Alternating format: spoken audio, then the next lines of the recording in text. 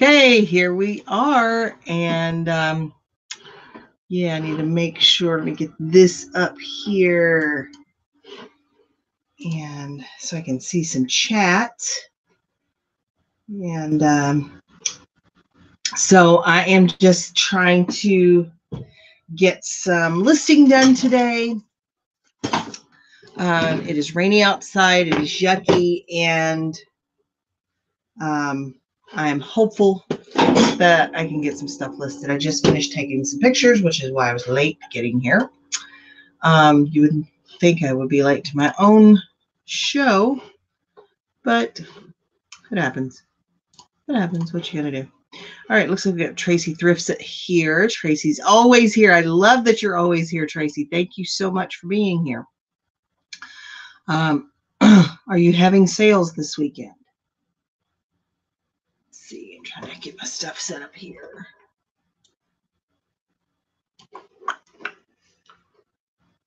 So if you're new here, essentially what we'll do is just hang out and list. You guys will list your stuff. I will list my stuff. And who knows, maybe somebody will pop in and join us while we are hanging out here listing.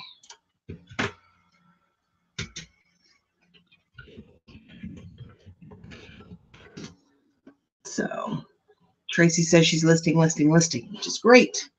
Wonderful.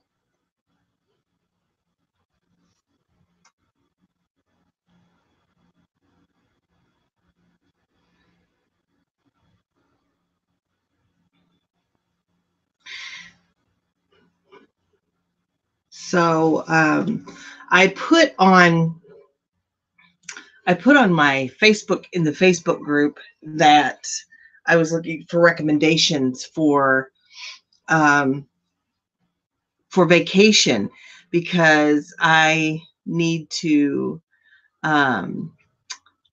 get some plan my vacation, and I was just looking at some of the recommendations. Let's see. Tracy says coffee, always have to have coffee. I agree. I'm drinking another source of caffeine, but yeah, same thing. Kim Stewart is here. Hi, Kim. She's saying, how's the weather? And you sourced the Indiana bins yesterday, and I want to hear all about that. So the weather here is, I think it's about 50 degrees and rain, which I'm not going to complain about, because I'm inside and listing anyway. Let's see. Mitzi says that's her plan too, is just to list today. Gail followed us here. She says she's been listing for hours and it's time to eat. Yeah, it's lunchtime, so I get it. Mitzi's drinking her coffee now. Tracy says, I have too much in a death pile to thrift this week. I have some stuff there, but I think I can work through it by Monday. I think I can get through it all. And I'm hoping I can anyway. And I won an auction, a Goodwill, shopgoodwill.com auction. And I'm going to go pick that up at a local Goodwill. And that is also the site of the only Goodwill outlet here in Columbus. So I am probably going to pop in there too, is what I'm thinking. Maybe Holly can go with me that day. She likes to, she gets into the bins. She likes it there. So Mitzi says 50% off of Goodwill a day. I'm staying away too. Oh, our Goodwills don't do sales like that usually. They have one color tag that is half off, I guess. And occasionally they'll do like a 99-cent clothing sale on like one color or something. Tracy says tomorrow's your birthday, so maybe your husband will take you thrifting with his money. That's pretty funny. Well, happy birthday, Tracy. Kim S is here. She says, hello, listing also. Going to the post office in a few minutes. Our post office closes at noon on Saturday. Does yours stay longer, like stay open longer, or are you just dropping it in the, in the slot? You know, they've got that big barrel thing that you can put them in at Goodwill. So, and I've been starting, I have been starting not to ship on Saturday. Ship Monday through Friday. I ship next day. Always, like, you know, I have 1 day handling time. So I've been kind of lazy about shipping on Saturday. I think I sold three things overnight, pretty sure. And four things, and I decided not to ship those today. Mitzi says they have 50% off every other Saturday at Goodwill. Gosh, Mitzi, where are you again? I don't remember. Tracy says, yep, don't overwork yourself. I just like to have a day off, and I did not sleep well last night at all. I was up every 2 hours, and I just decided I wasn't going to fool with it. Let's see. Kim says, I got a lot of good deals. We almost saw a fight between two ladies. We got shoes and a food processor partying it out. Woohoo! Great. Kim says it's 11:10 there in Kansas. Yep, I'm an hour ahead of you.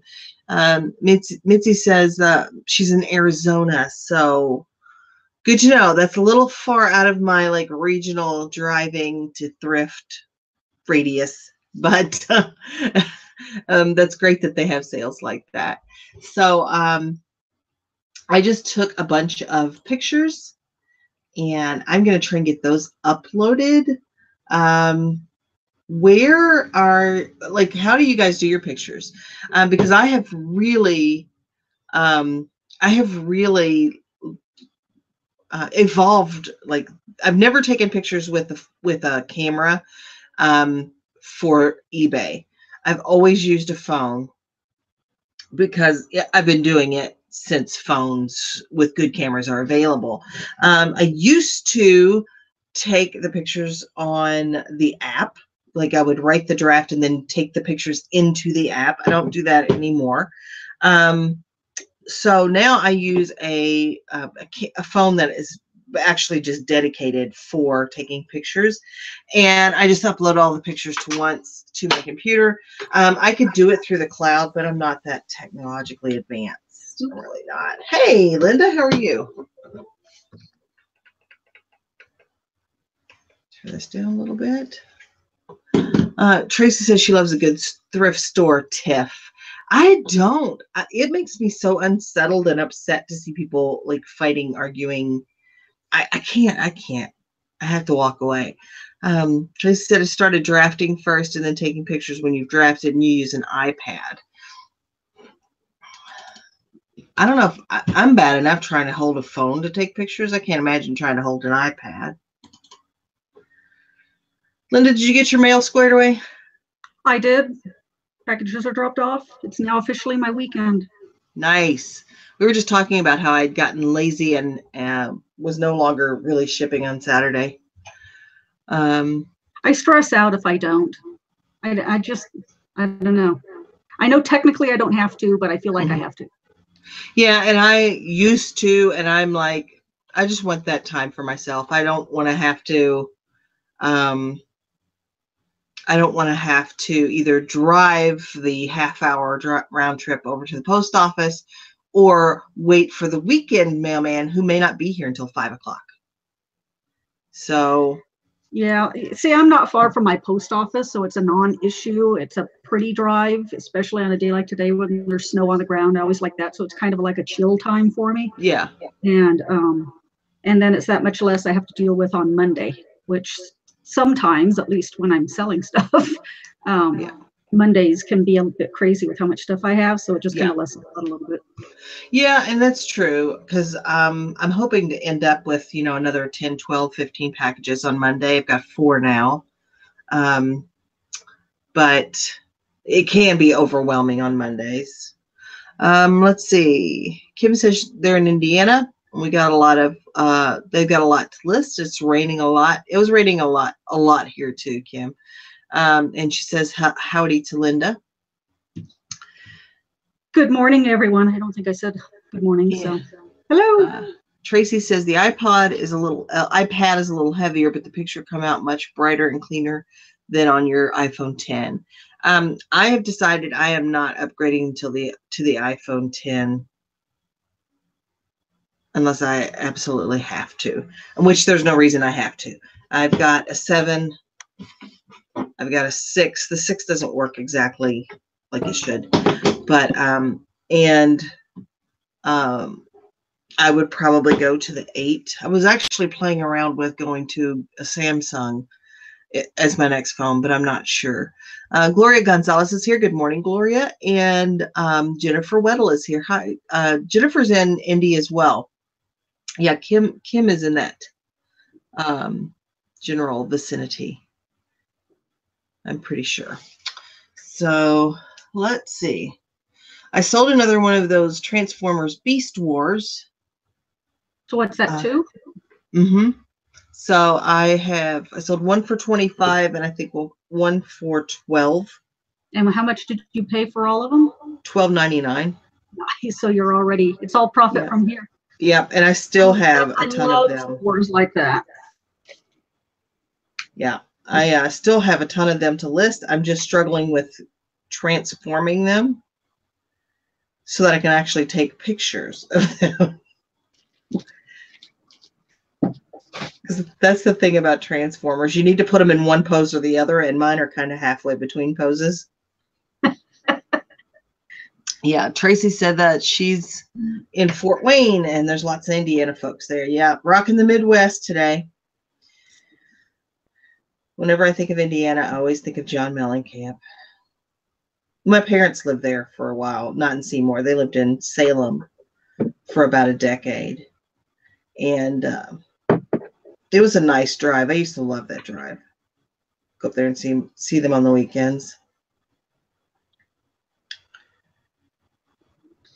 Well, as you know, yesterday I went on a quest to go pick up a big old jewelry jar at a thrift store that had been selling them. But of course, the day I decided I want to buy one, they didn't have any. So picked up a few things at the thrift store, but then I went to my indoor flea market antique mall. Yeah. And so instead of jewelry, I picked up three jars of buttons. 2 of them are supposedly navel buttons. And then just a random button or jar of metal buttons. And I paid $7.50 for this little jar of navel buttons. $12.50 for this bigger jar, and then $10 for the regular buttons. Wow. I think I can do better than that on them, so we'll see. Awesome. Tracy says that my sales have been non-existent for the last 2 days, but I usually make a good sale when I'm listing with you guys, so she's really hoping. I hope for you too. Kim says, did you get 1,000 subscribers yet? I actually did. Thank you for asking. I got to 1,002, and within, I think, about 36 hours of the deadline. And I will be having a drawing probably coming up in the next week, or a little contest and giveaway for just to kind of celebrate. So you guys watch for that. Let's see, Mitzi says that my husband's from LaPorte, Indiana. Mitzi, where's LaPorte? I don't think I know where that is. Is it up north? He is a true Hoosier. Yep. My parents were not true Hoosiers. They were hillbillies from Kentucky. Jennifer Weddle says your husband is a true Texan, though, even though that you guys are. I'm assuming you're saying you're a true Hoosier. Yeah, you Hoosiers and your cabinets.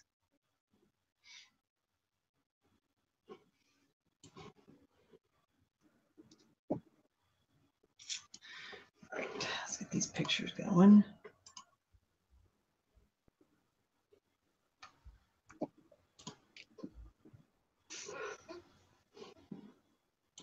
I trimmed the kitten's toenails yesterday, and let me just tell you how nerve-wracking that was for me. Like, I did not like doing that at all. I've never done it before because Jackson's an indoor-outdoor cat, so I don't trim his nails because he needs the he needs that protection. Right. But Ellie would get hurt. Ellie is my cat that died last year, or over a year ago. Sandy gets her nails caught in like my little area rugs and stuff, in everything. She gets her little nails caught in everything. So I thought, I really need to trim those back. She let me do it ish. She wasn't real bad about it. But I felt so nervous. I'm like, I'm so afraid I'm going to cut her little cuticle. And I don't think I got anywhere close, but I just took the little ends off. And she seems to be a little bit better today. And then when I was at the pet store buying that clipper thing, I bought them some better cat food. I have noticed, so I've always fed Jackson like a better brand, not the most expensive, but better than just Purina or something like that, or just, just a cheap like grocery store brand. Right. And I've always fed him better than that. And his hair has always looked really good. And he's looked healthy. And he's a little overweight right now, but that's from the winter. Because when in the summer, he stays out like almost all the time and he gets a lot of exercise. So anyway, so pick them up some better cat food. And I'm hoping that will help Sandy put on some weight, and because she's skinny, and make his fur look a little bit better without him getting fatter. So they seem to be eating that. Like I poured that on top of their other cat food in the bowl. They introduce the new food slowly. Yeah. And they ate. I didn't mix it in. I just poured a little bit on top of the old food, and they ate all the new food and did not eat the old food. Yeah, I'm gonna have to mix it. Because the new food, pets always think of it as like a treat because it tastes different. So Mitzi says that LaPorte is outside South Bend. I know where that is. And Cindy Rosen is here. Hi, Cindy. Thanks for stopping by. We've already got 15 viewers here, and that's always surprising to me. Like, there were 15 people in the world that are connected with me somehow that weren't busy doing anything other than working on eBay. All right, let's get some pictures uploaded. So now I need to go through all these buttons and figure out how I want to split them up and how I want to sell them. Yeah. That's a rabbit hole and a half. That's a rabbit hole, and that is something that I might put off. Although I do love the research part of it, I would say, well, I got all this other stuff to do first. So. Yeah, I'm going to sit here and at least get started. Yeah. Sorting them into the same buttons and then kind of go from there. Because a lot of them are matching. Yeah. I think you'll do really well on those. And you do have you could potentially list some of them on Etsy if you chose. Like you could play around with where you wanted to put those. Yeah, some of them do have like maker marks or names stamped on the back like that. Oh, nice. Some of them I'll be able to sort of identify, and then others don't have anything. So.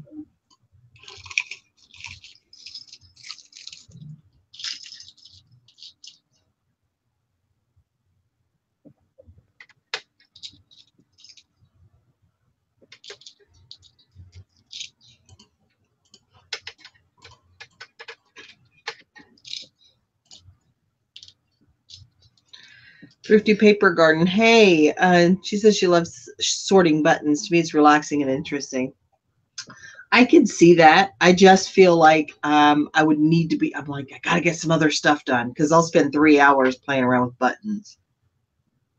See, my problem is if I get something like this, if I don't attack it right away, it becomes one of those death piles. Yeah, it'll be in the closet in your downstairs, and yeah.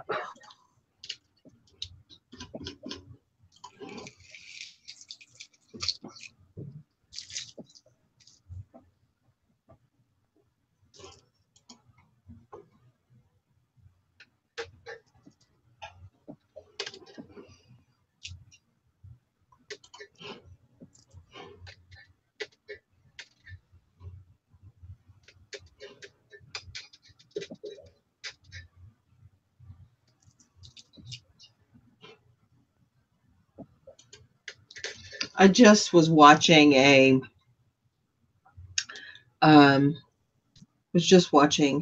an old episode of Dick Cavett with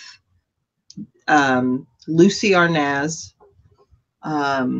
Carol Burnett, and Lucille Ball. It was a hoot. I can imagine with that group. Yeah. Kim says she's getting echo again. Is anybody else getting echo? And Cami Jones is here. Good morning to you. I'm not hearing anything. Okay. Tracy says that she's going to try her hand at jewelry. Not fine jewelry, but fancy jewelry like statement necklaces.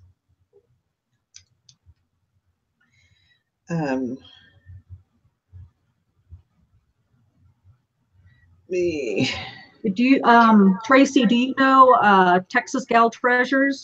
She's big into jewelry. That's like her main thing. She's on YouTube.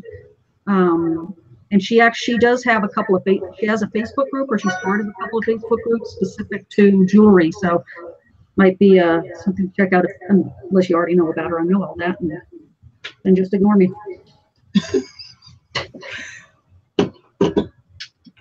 So what do you think when you mix hard goods and clothing, it's okay? Do you mean in your store, Cami, or does it look like a garage sale? I don't think it matters, in my opinion, and I'm wrong a lot. But in my opinion, people typically don't go into your store and look in the same way that, you know, they're seeing a flea market booth where everything is just there. Normally, if they're looking in your store, it's because they have been guided to a listing of yours that they were looking for specifically. And I don't know. I mean, I don't know. I don't know that most people actually go in and browse around your store unless, I don't know, unless you're having a sale or something maybe. But for the most part, I think that they're looking at a particular item of yours. And I don't know, Linda, what you may completely disagree with me. No, actually, I totally agree. I think if you go through and look at a lot of eBay sellers, I think most combine. Yes, there are some people that have separate stores because they want to keep it separate. I sort of think of that as kind of an OCD type thing because I agree. I don't think most eBay shoppers shop stores anymore. I think people that are like that maybe go to Poshmark or I don't really, there are some, there's always going to be exceptions, but the vast majority of people are just looking for a specific item and they don't go shopping through stores. So I don't think, my store is a mishmash of everything. And I have no interest in setting up different stores to separate out my clothes from my hard goods. Number one, it would just be too much trying to switch between the accounts and trying to keep track of both accounts. It just be too much in my opinion, for me anyway. Yeah. Let's see. But again, that's the thing about this business is everybody does their business differently. And if that's something that someone's more comfortable with or thinks it helps them, then I mean, there's nothing wrong with separating stuff out like that. Certainly nothing wrong with it. So it's just a total preference. Right. Now I'm hearing echo.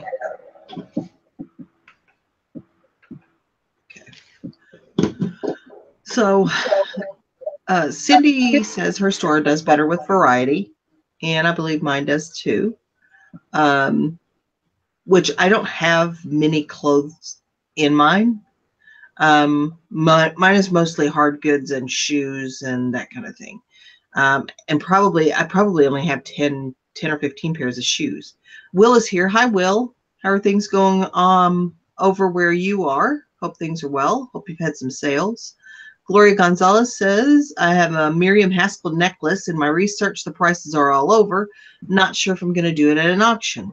I tend to, when I see that, go high. You know, I'll even go high for a little while, then add best offer, just to see if it gets a lot of interest. But some people have success with doing auctions like that. Tracy says, yep, if you're a mainly clothing seller, you need men's and women's. Cindy says, if you list categories in clumps together, it doesn't look that bad. I agree. I think store categories are important for that percentage of folks that might be looking at your store. Also, it's easier to manage as far as putting things on sale, since you can do it by category. Let's see. Jim Cooncat says, I like to browse around the stores, but I don't care if they sell things I don't care about. See, and Jim's one of those people that wants to go in and look at a store. But again, people have variety of interests, or variety of wants, variety of needs. I don't think it matters, in my opinion. I don't think there's any hard and fast rule there. Huckleberry Planet, hi. Hi, ladies. I joined a few times and figured I would introduce myself. I'm Gina over in the Facebook group. Oh, it's so nice to know your name finally. Too lazy to change YouTube name, but I do have like 4 accounts somehow. That's great. Thanks, Gina, for sharing that. I do see you in the chat quite a bit, so thank you. Kathy Eller says, I have both hard goods and clothes in my store. Different things sell at different times. Sometimes a good hard good sale makes my day. Good hard good sale makes my day, but sometimes the small clothes sales really help. And Cindy agrees with that. Jim says,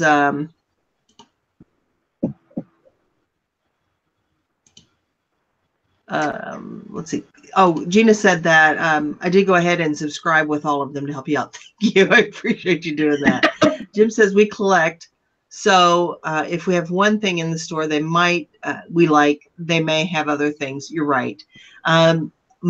Because some people seek out particular things when they're sourcing. I have a lot of one-offs. Most of my stuff is one-offs. Will says very slow, no sales in 3 days. No sales since I have had a warning for giving my phone number out before a sale. Yeah, eBay has gotten very strict about that. You can exchange information for a local sale or something like that, but you have to wait until after the item has been purchased. Gina wants to know, Cindy, what do you mean by categories and clumps?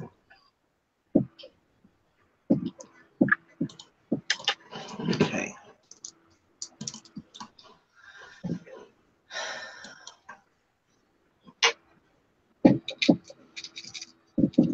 What is the next level for feedback?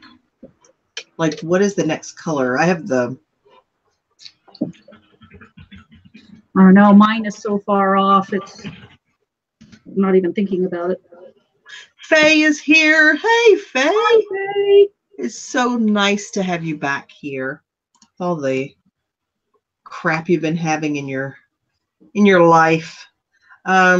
So it's a red star until you get to 4,999 feedback, and then it turns green.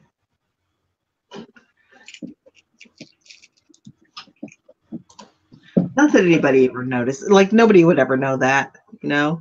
I mean, it's an absolute nothing thing, but still,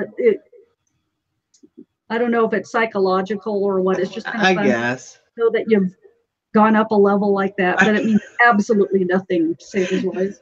It's a video game thing. We leveled up. Yeah, exactly. And you know how I am with my video games. So. I know. I'm at $14.99. That's why I was wondering. Hey, Faye, we missed you too. We missed your presence. I was thinking about you this morning, but it was way too early to text you. So I'm glad that you're back with us, and I hope you're having sales through all of this,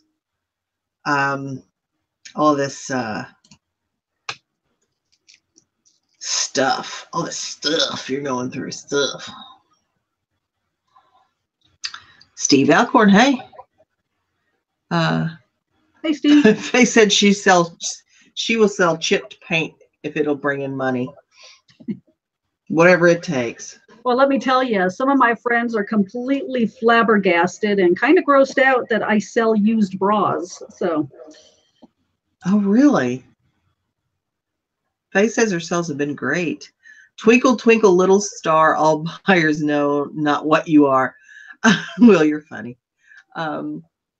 Yeah, it's kind of funny what some people find repulsive and others are fine with.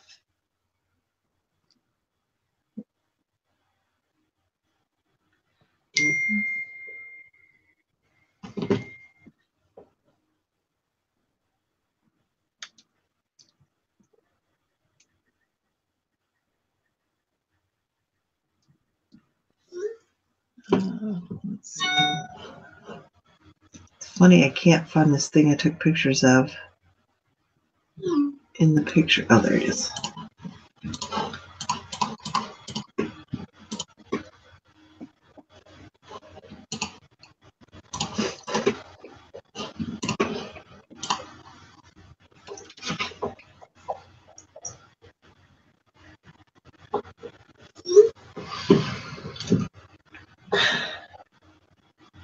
Faye says she sells bras too, Linda, and as soon as she lists them, they're gone.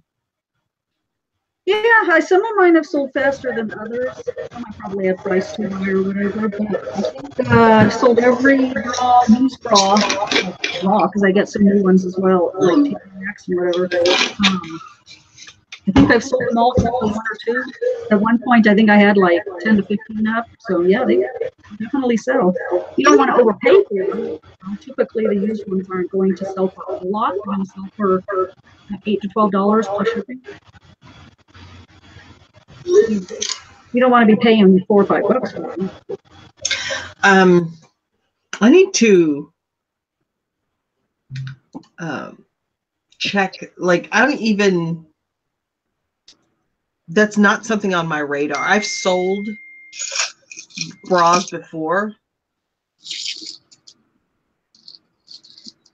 Basically, I stick to the super large cup sizes. They're the ones that seem to move the best, unless it's like Victoria's Secret, then pretty much any size is going to sell, or some of the other higher end bras. But I typically stay to the triple D's and up, or double D's and up. The bigger the better.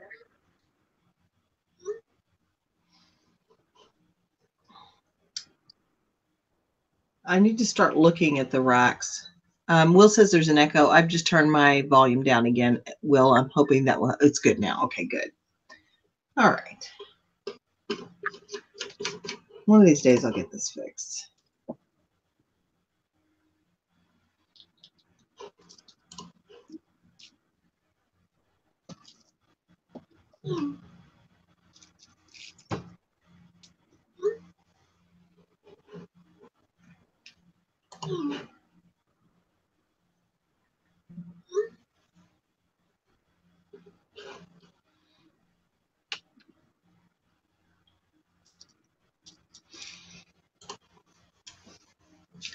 Faye says larger sizes sell fast.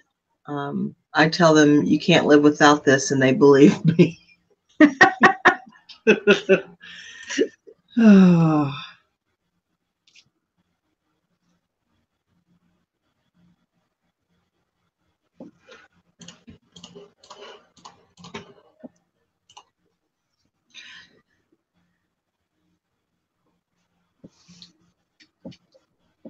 So I won an auction yesterday, Linda, at the Shop Goodwill. Yeah. And it is an in-focus machine. So basically a projector, and I'm thinking I think I can get about $30 for it. I may get a little more, but I paid $10, which is a little more than I would like to pay for that. But I wanted to win something. I never get to win anything. Well, the nice thing about the auction is you can truly deep research it before you actually buy it. So it's safer to spend $10 on something you're going to sell for 30 than, like, I wouldn't want to do that at a garage sale where I can't really like look it up type Right. thing.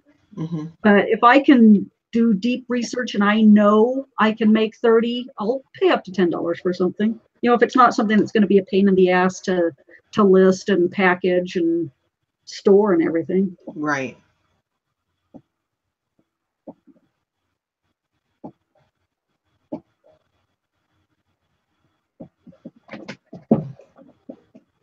I'm going to send you a link. I've got the high bid on this, but I think I may have overdone it. I don't know.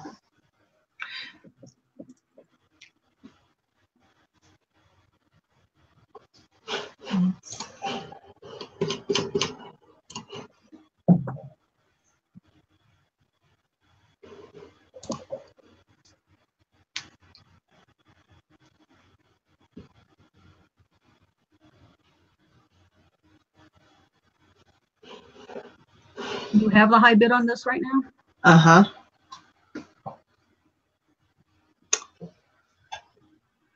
Let's see. Will says, is Toys R Us USA okay? Because there's strong talk about they're going under here soon. Saving some cash for a big buy when they go. A great number of them have closed or will closed. Or will close. They're filed under bankruptcy. Yeah. So, but it must be the type that they have a chance to pull out of it. Like the reorganization kind. Yeah, but yeah, they're going under. Yeah. I watched this YouTube video last night that was enlightening, about Kmart last night.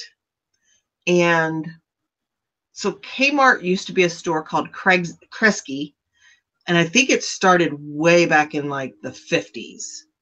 And I think they branded the first Kmart in the 60s. And Kmart used to be like the place to go. It was one of the retailers to go to. It was where my parents always went. Yeah, it was if you needed grocery or, a lawnmower or whatever, that was the place to go. And they never really explained in this video exactly what happened, like what it was that made them jump the shark, if you will. But in 2011, like they started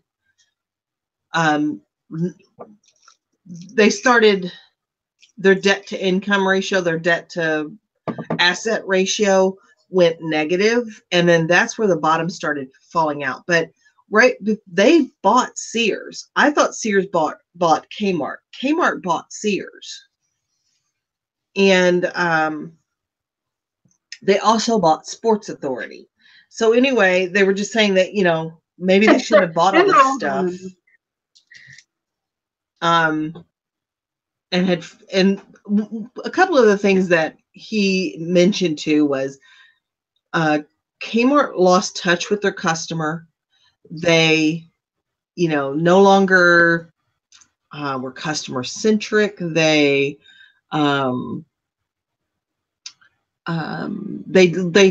evolve with the times and stuff. But I'm kind of sad that Kmart closed, or most of them have closed. But when you've got a competitor that comes in like Walmart and becomes the number one competitor in not very long, because I think Walmart was one of the top retailers in like 1990. So it's been a long time. But anyway, it was just an interesting little documentary, a little video. It was just somebody's video that they put together. And it talked about the ingenuity of the blue light special, which was pretty smart, where people would kind of hang out a little bit to see what the blue light special would be. Right. And they could target merchandise they wanted to move out of the store. So I don't know. I just think if retailers, brick and mortar retailers, aren't willing to evolve, they are gonna they'll end up eventually closing. It's just like with our business, we constantly got to be changing the stuff we're buying, how we're selling it. I mean, it's always changing. You can't do eBay and be stagnant and never be looking to see what the new thing is. And if you're not flexible in resale, whether it's online or brick and mortar, you're not gonna stand the test of time.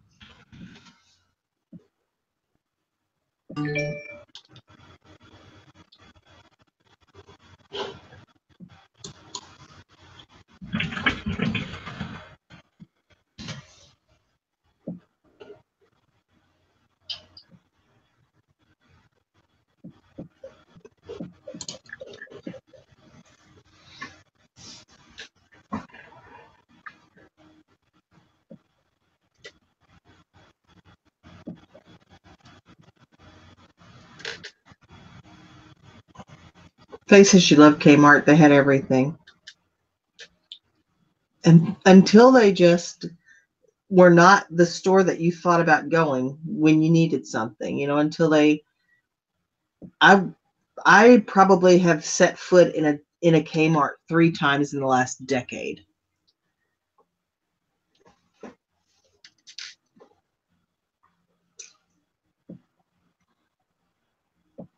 But I remember in like the 90s and in the late 80s, early 90s, we would drive. I lived way out in the country, so there wasn't a Walmart, there wasn't a Target, there was nothing. So we had to drive about 40 minutes to go to a Kmart. We would go and we would make a big deal of it. We'd go to dinner, we'd do all of this stuff, and then shop at Kmart for stuff. And then we got this little regional store, I guess it's regional, called TG&Y.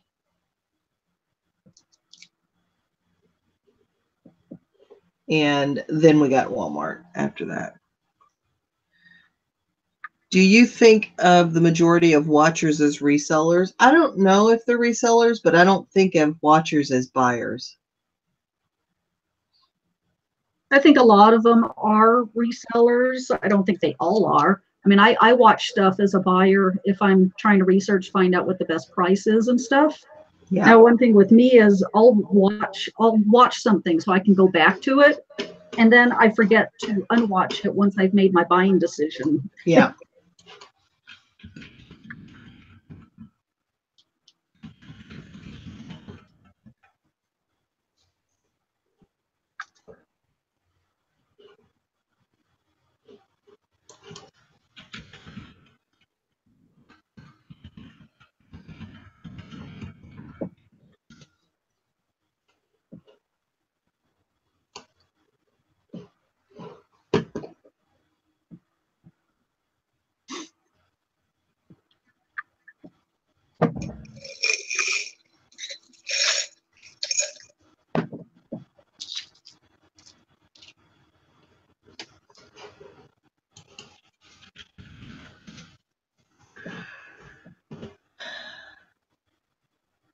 Tracy said her mom and dad met while working at TG&Y. That's pretty funny. Faye says, I hope they are all sellers, so they want to buy my bras or chipped paint. Gloria says she has an auction going with 15 watchers and 2 bids.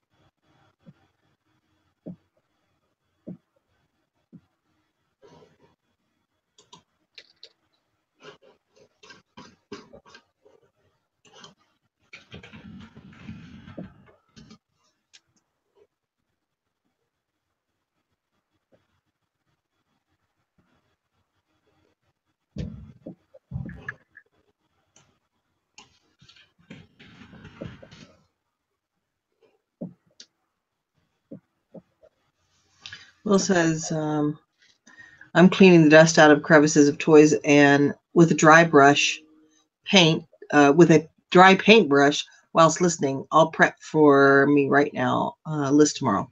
Whatever you can get done is perfectly fine with me. Faye wants to know what you're doing, Linda, because it sounds interesting. And Amelia says, just thought I would stop in and say hi. Hope everyone has a good day. Hi, Amelia. Thanks for dropping in. Faye, I got 3 bottles of 2 of which are navel buttons at a antique mall yesterday.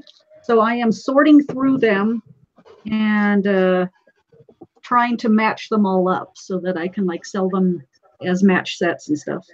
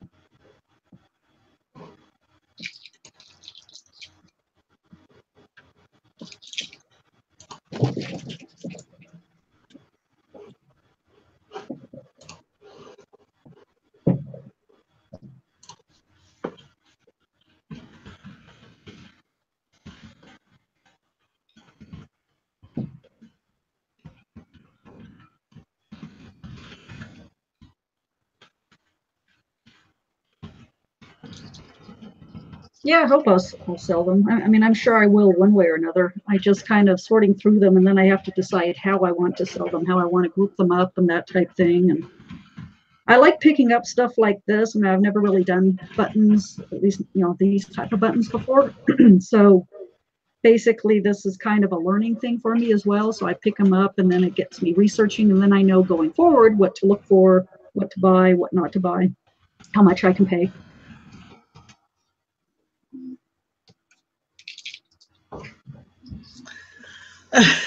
Tracy says, weird random thing for me.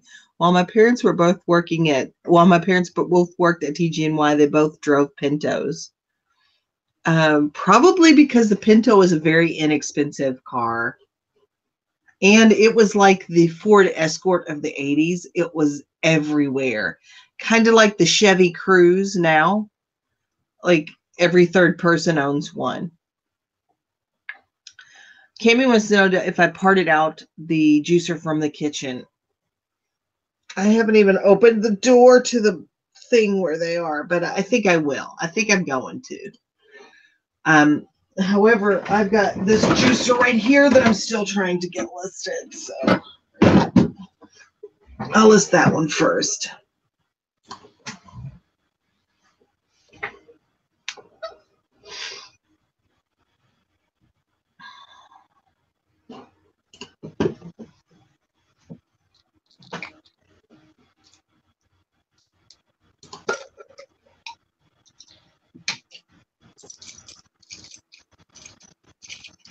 So my husband texted me and because he's at that defensive shooting thing today. Oh yeah. And he's like, we're having lunch, and I asked him if he was enjoying it and all that, and he is. And I said, want to go for dinner tonight? And we always have the same conversation about who's paying, just to tease each other. He's like, who's paying? And I'm like, I'll pay. He goes, how are you going to pay for it? Like, he wants to know if I'm going to put it on a credit card or something. I'm like, no, cash. I'll pay cash. And he goes, oh, okay. All right. I'll think about it. And then I know when we go, he's going to pay. I mean, like, it's never we've gone to dinner hundreds of times. I may have paid like 3 times. Probably 2 of those times I had a gift certificate, you know? Oh, it's so funny because he's so like chivalrous. They can't help himself.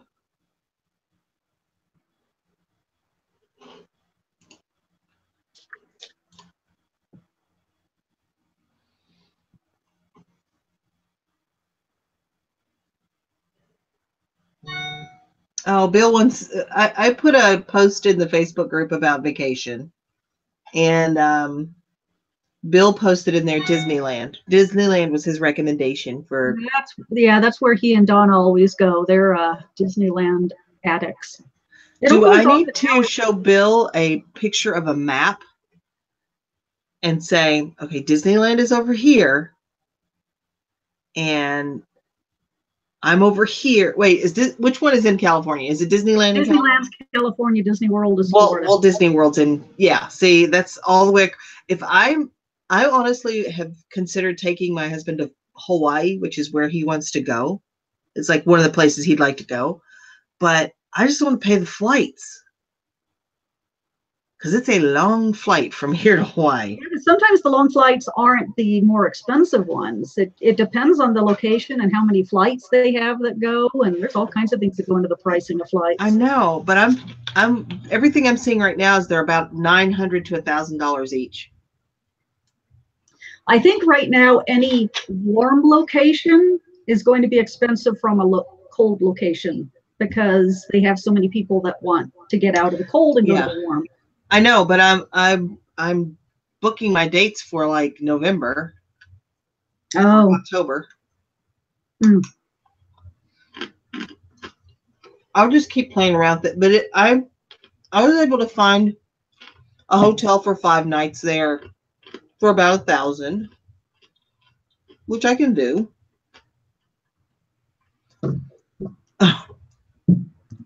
They said just swim. Just swim. It'll take about a month.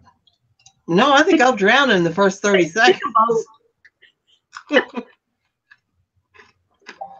Beginning of December or fall is a bit cheaper usually for flights. I'm going to check. Chris says she's sorry she couldn't make it, but she's watching the curling finals. Okay.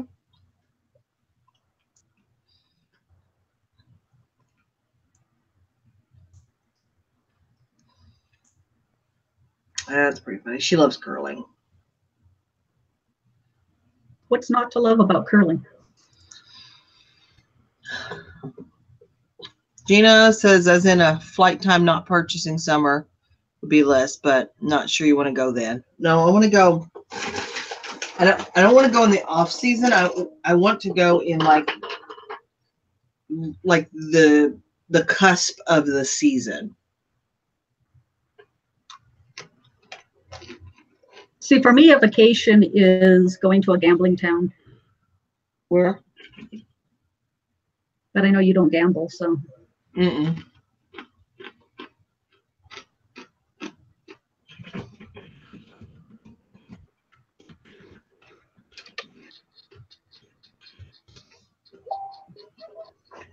Okay.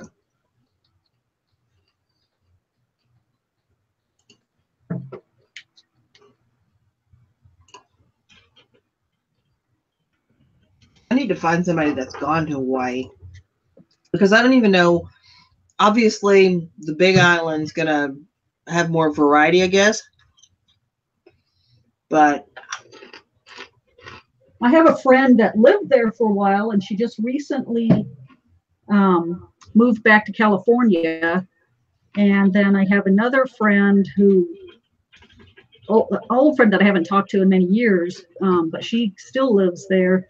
And then my best friend, my lifelong, someone that I've been friends with since 4th grade, she just went out to visit that friend that lives there. So she was just on a trip out there. Incredible pictures, snorkeling, stuff like that. That would be fun. I mean, I'm not generally someone that wants vacation to go sit on a beach because I'm not a sitting on the beach kind of person. I used to live in Santa Cruz. I liked living near the beach, but I would want to go snorkeling, and I'd want to go visit the volcanoes in Hawaii, being a geologist. So.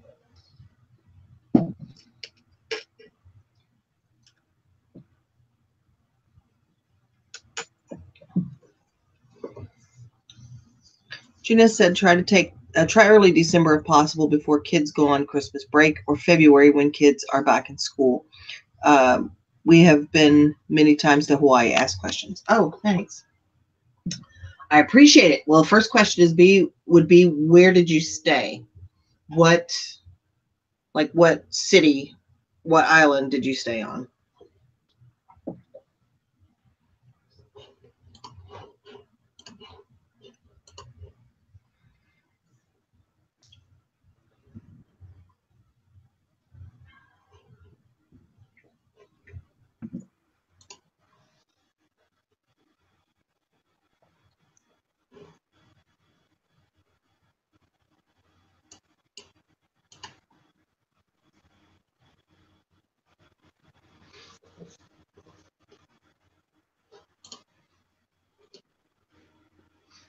I don't, Linda, I don't like to like lay on the beach and lay in the sun and all that stuff. Hell, I had melanoma in 2001. Yeah.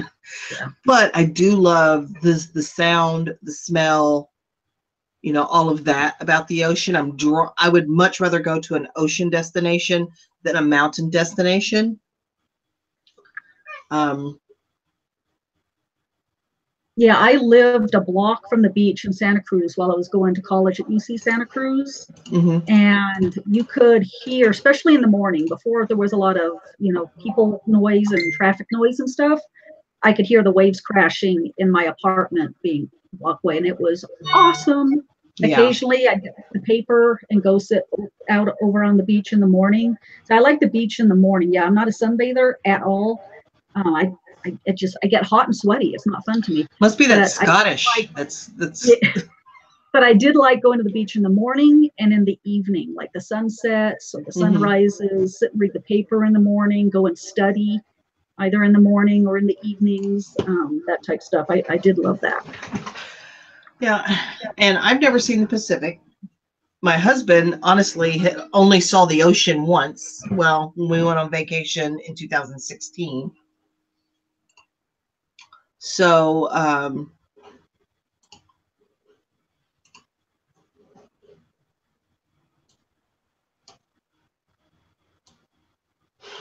and I'm sure he would enjoy it. And he's mentioned wanting to go there before.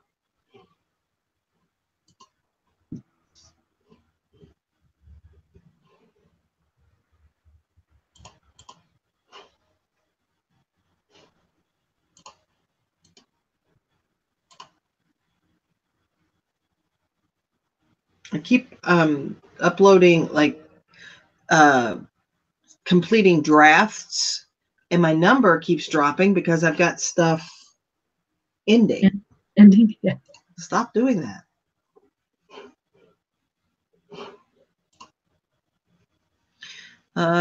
What I like is go to Maui or Kauai. It depends on if you want to relax on the beach mostly or run around and do things.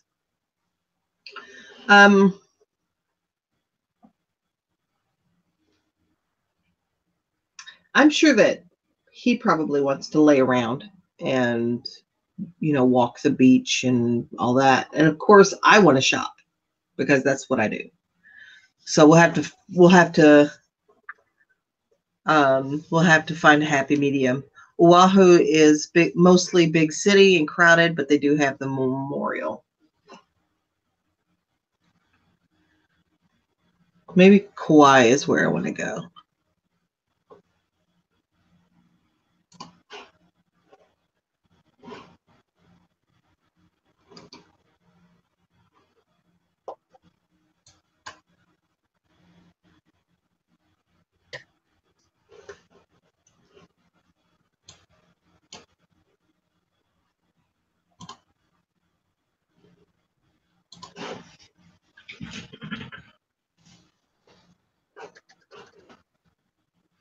At this point in my life, says Faye, I would love to go anywhere. Hell, Dollar General sounds fun, just not a funeral home. Yeah, you've had your share of funeral homes. Gina says Big Island. We have never been. It can be less expensive, but we hear not as pretty. I live in the Midwest, Gina. I live in Flat, Ohio. I drive home to Kentucky and I see those rolling hills and the green and the lush and the trees, and I think I'm in heaven. So it doesn't have to be strikingly beautiful everywhere for me to appreciate it. Kauai is less expensive for a hotel than Maui, so we usually go there. Yeah. Ooh. Sorry, did I just run over you?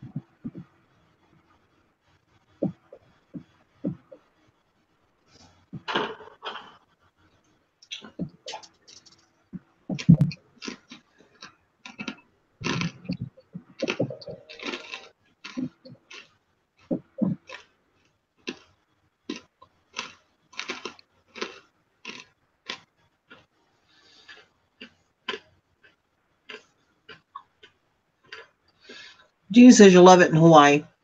I recommend any of it. You won't regret it. I'm sure I won't. And I got a good husband. He deserves it. He deserves to take me there. He deserves to take you there.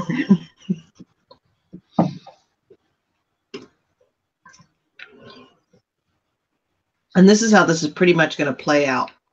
I booked us a holiday or a vacation, because he calls it holiday, vacation for blank through blank, take off work.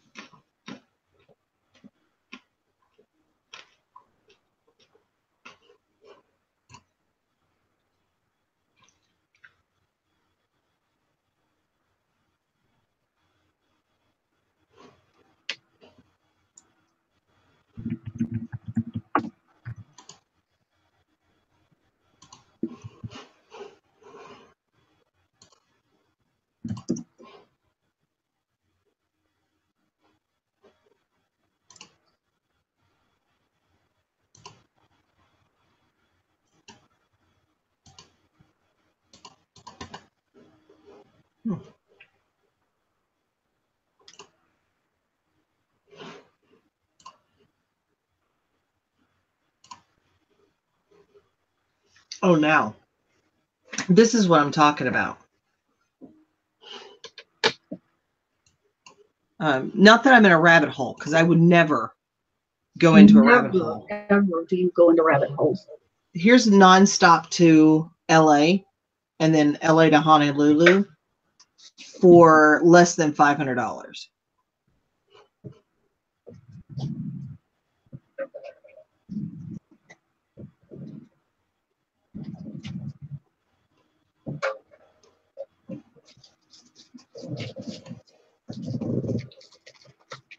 Now I've got to figure out which airline has the least number of attacks on brown people.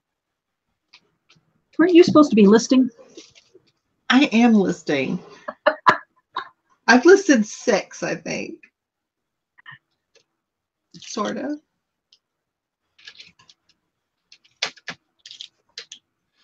Mitzi says she wasn't impressed by Maui. Kauai, definitely better. Yeah, that's what I'm leaning toward. Look at that. My problem is solved. Problem solved.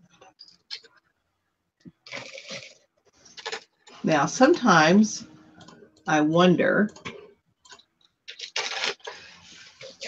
should I just go ahead and book the flight and then just tell them you need to take these days off because I've already paid for the tickets? I mean, that's giving his boss about 9 months of notice. I think it's enough. Yeah.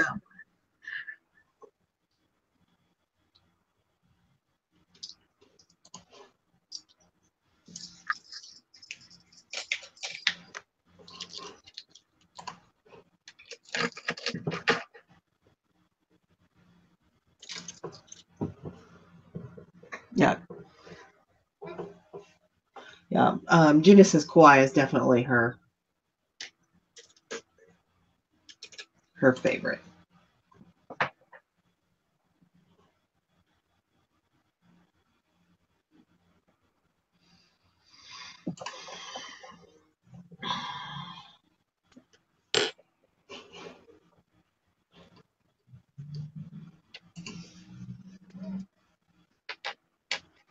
So how many piles of buttons do you have now? Well, I have this big pile I'm working on right now. This is what ended up being the one that I have the most of, and I'm trying to date it, figure out what it is. But then I have, let's see here, I'll show you. I've got all of these different piles. Wow. Oops, this is hard to do.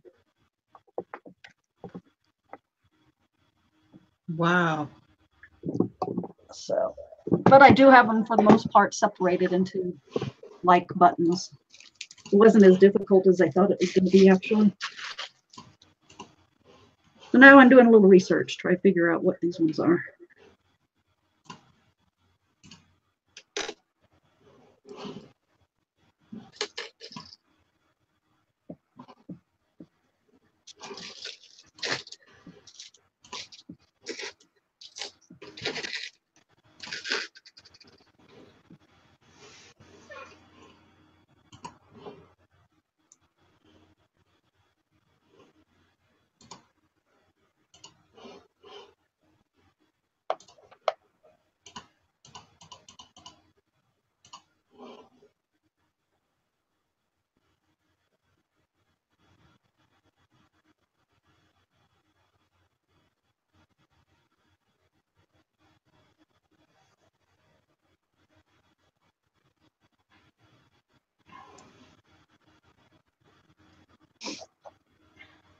The only thing I see that is wrong with this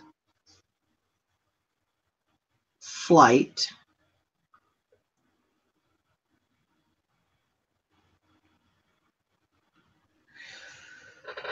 it's got a 13-hour layover. That's a long time. That is a long layover. I've had one of those before in St. Louis, all by myself. Faye says, Linda, my cat fell last night off the 3rd floor balcony at my house.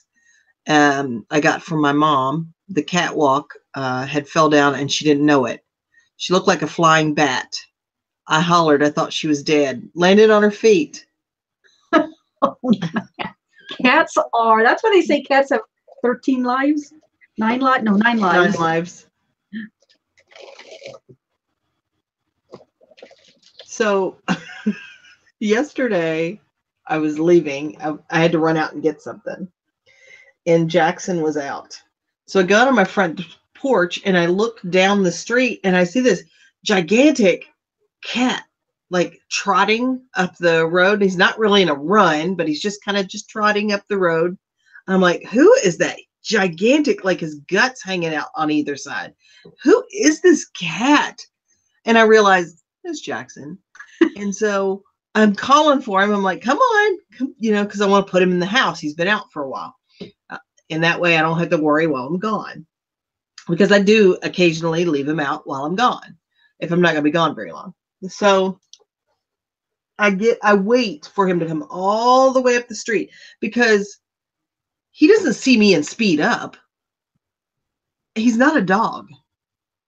He's a cat. I'm going at my own space. So when he gets on the sidewalk in front of, I live in a row of 6 condos.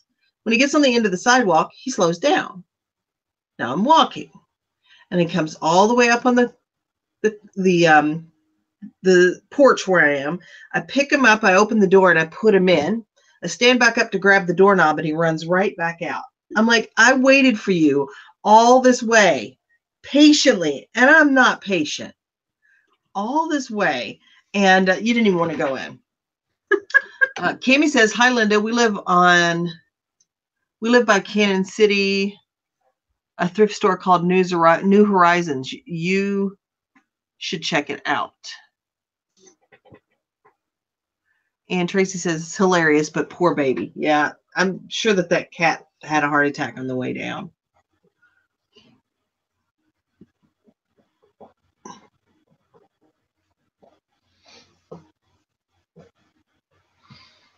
Are California and Hawaii on the same time zone?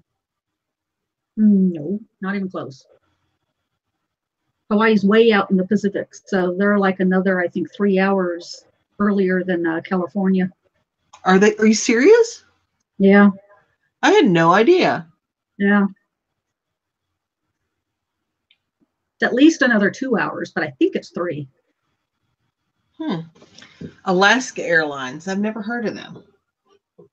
You've never heard of Alaska Airlines? Mm-mm. Oh, I guess I do because they're common on the West Coast, and I've been to Alaska, and so yeah. And I have never been farther west than like Minnesota or St. Louis, kind of that area. Hawaii, I think, is 3 hours later, or maybe it's 2 hours. You mean earlier? Yeah. Oh, let's see. Kami said, my mom's 93 years old. She lives in Irvine, and gave me her old pictures from World War II when she was young. She said, why would anyone pay for old pictures? Kami, it's a valid question. I'm sure the people that don't sell things are amazed by the things that get sold. Faye said her husband's blind, and he said, no more funerals. I imagine you guys are just exhausted from it. Gina said, we are West Coast, but Alaska has lots of flights to, is it Lihue? Lahua? It's 8:20 right now in Honolulu. Oh my gosh, it's 1:20 here. So that's 5 hours ahead. 5 hours ahead, behind us. I told her some pictures are worth money, but you're not selling them. I wouldn't sell them either. Hey, 01 Wolf, how are you? So 2 hours earlier than California. Okay, so if I pick this flight and I arrive in Honolulu at 4:05 p.m., it'll actually feel like 9 o'clock at night for me. And I won't care because I'll be in a new city. That is something to overcome, is jet lag. When I would fly to Jordan to see my husband, they were 7 hours later. And then it was like a 17, 18-hour flight to get there. Whew. You would lose like a whole day or something. Kami says Frontier is good prices, but just don't take luggage or get a seat because everything is extra. That's good advice. I'd like to get a flight, but I don't want a seat. That's kind of like, go buy a car, but don't get the engine because they charge extra for that. Right. They're going to charge you for that.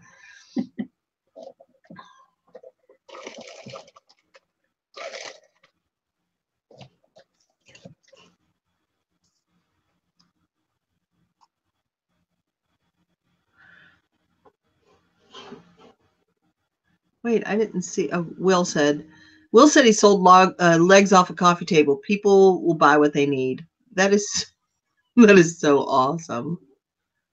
I don't know how I missed that comment, but that is awesome. I'm surprised what people will buy. Sometimes I just list things to see if people will buy them, like those screws and grommets that went to the ceiling fan blades.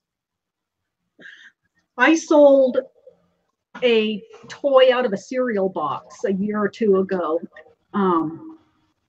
It was a spoon, a little plastic spoon with some character on the end of the spoon type thing. And I thought, I'm going to list this just to see if I can sell it. It took about a year to sell, but it sold. I got like $10 for it. Paid for the cereal. Yeah. Frontier says you're allowed a backpack, but that's it. So the first time I ever went somewhere where I was going to be away from home for an extended period of time, I was when I flew to Jordan for 2 weeks.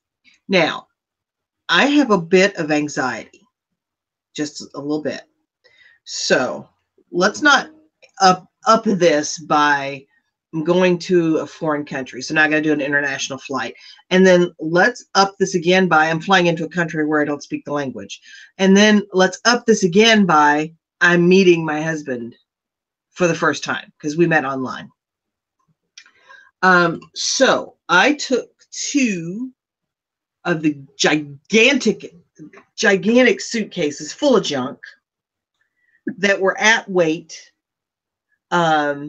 like they were at the maximum weight, and a carry-on and a purse, because I took everything. I took everything you can imagine. And because I have food anxieties, I also packed food. If this plane had crashed, I could have set up house anywhere. So I just took stuff that I didn't even unpack. I didn't need. I mean, it was just over the top. I think though, if I was going somewhere for 5 days and knew the destination, I probably could get away with a carry-on now and be fine. Gina says she's not an expert on travel, but you're frugal. Look on sites like Cheap Tickets and then whatever airline comes up. Check their individual websites. Sometimes you can find one for cheaper. Good idea.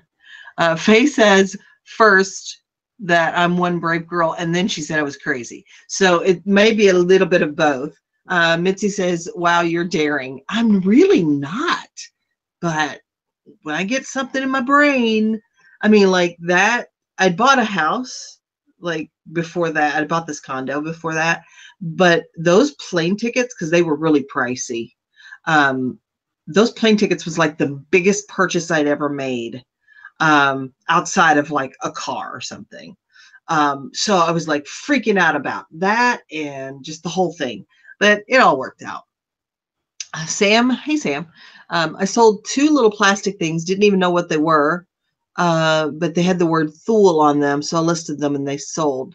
Thule makes like, I don't even know if that's the way you say it, but they make like bicycle racks for your car and like luggage racks and that kind of stuff. I think other things too, but I'm into, you just list whatever you can list, just to see if it will sell. Obviously, you don't want everything that you're listing to be like obscure and long tail, but those one-offs count.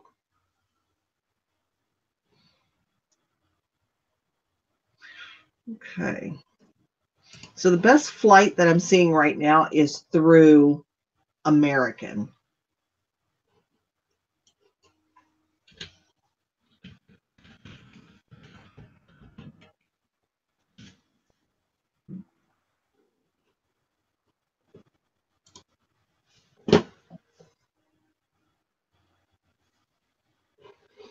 And I'm doing this, Linda, while my pictures are uploading to my. Oh, okay. Just so you know, I am listing, but I have to wait for the pictures to upload to eBay. So.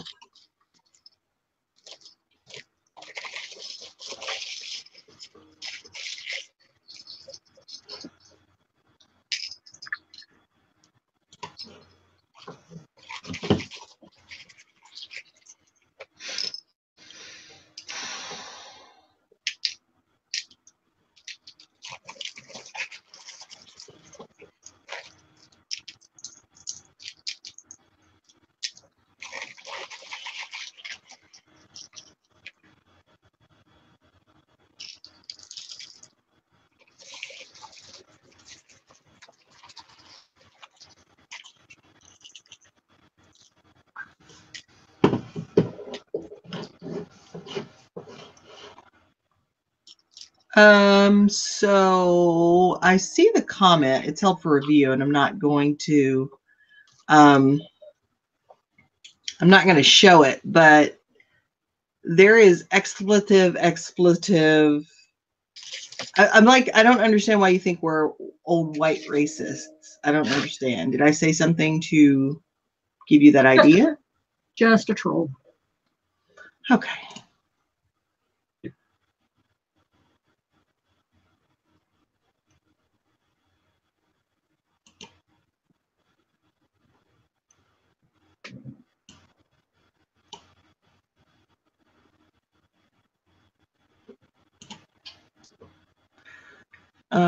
So anything metal and furniture that looks ornate, including wheels and wooden feet, if it comes off, sell it.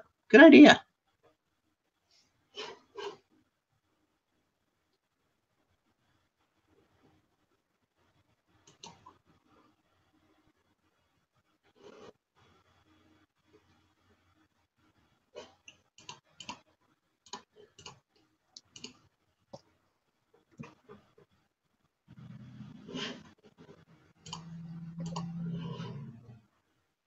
I'm used to stalkers. I'm not used to trolls.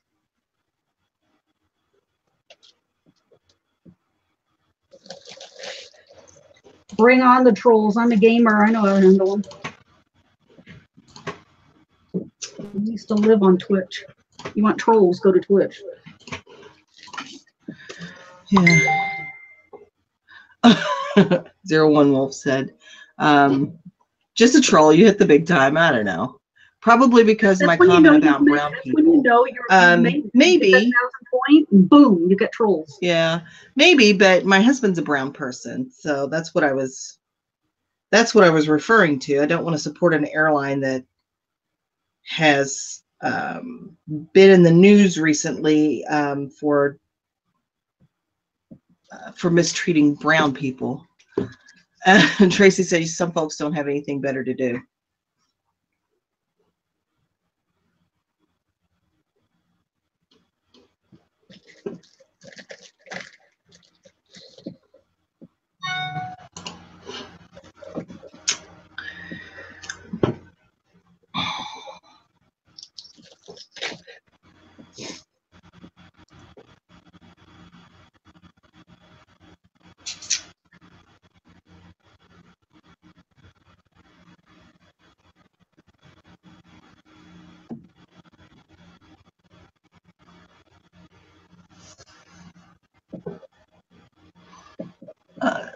But people are ignorant, so delete them. Yeah, people can be angry if they want to. Just don't take your service hamster. Oh, I want one on a little leash. It's cute. All right.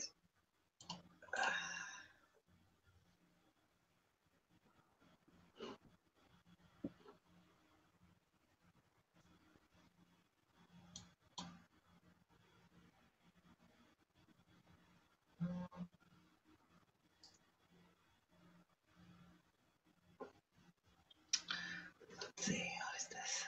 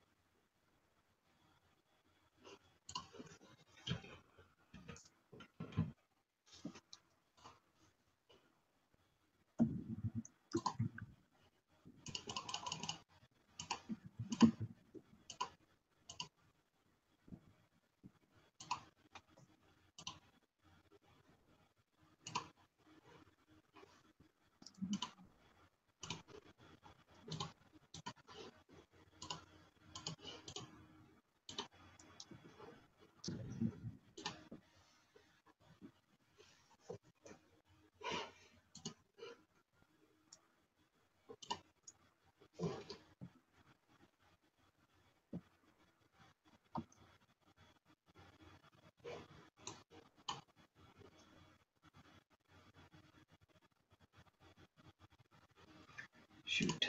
I think I have pictures of that.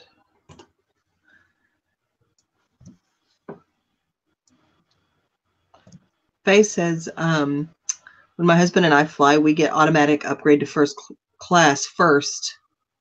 Only good thing about being blind, don't hurt the disabled. You're right. There are perks, but I mean, it's a heck of a trade-off to get that kind of perk.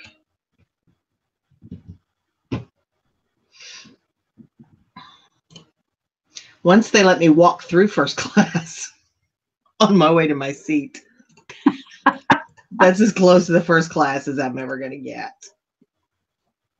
I've been in first class once or twice. It was kind of nice. You got a warm washcloth after you ate, and you got the fancy nuts, not just the peanuts. Wow. Those two things alone are probably worth the triple the money you paid for. Right, exactly. Right?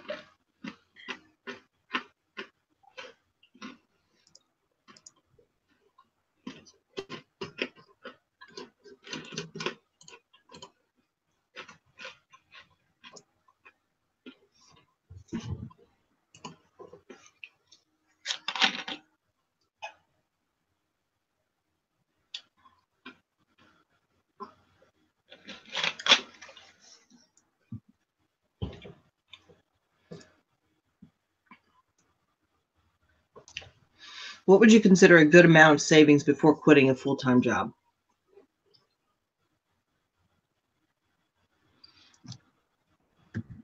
I would say,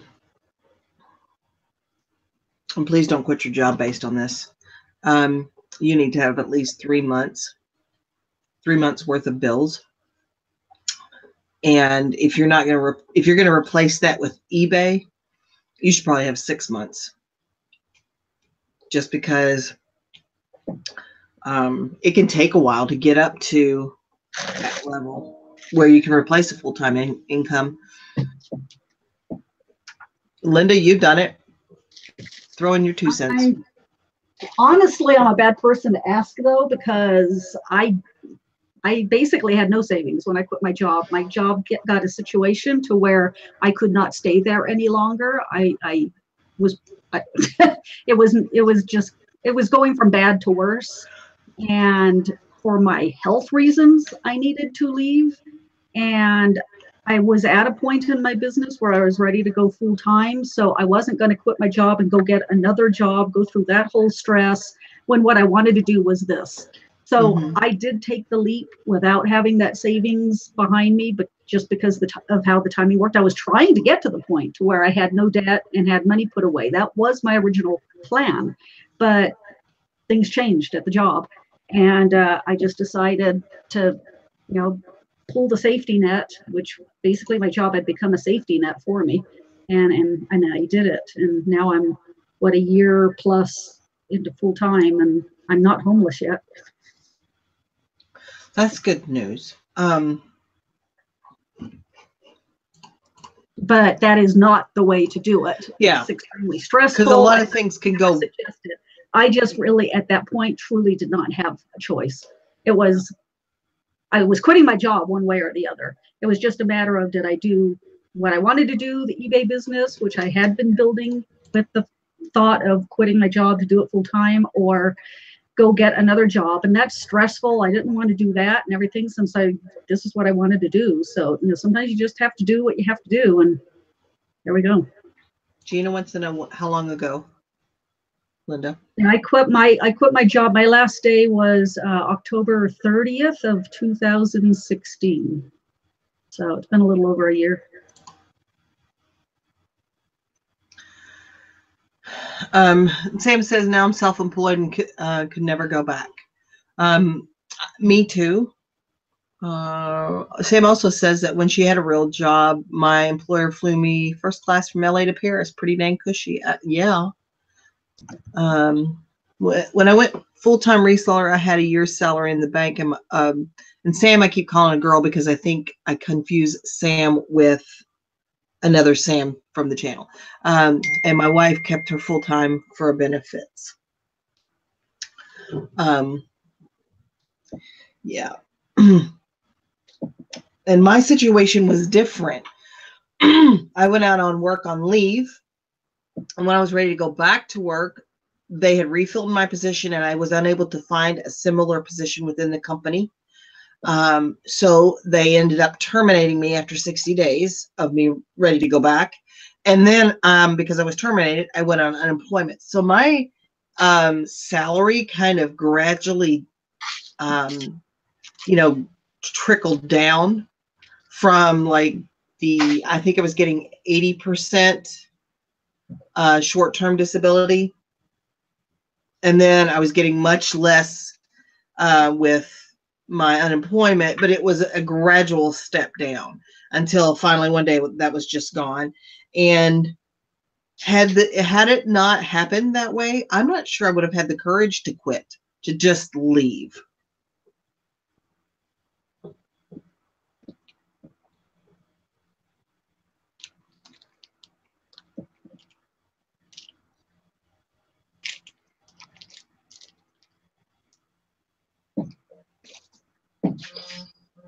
Oh, I just sold something.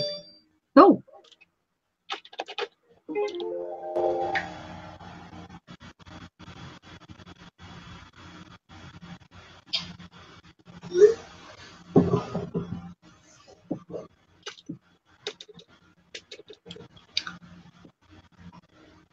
Oh, is this the Sam that just bought a Cessna? He can fly to Hawaii.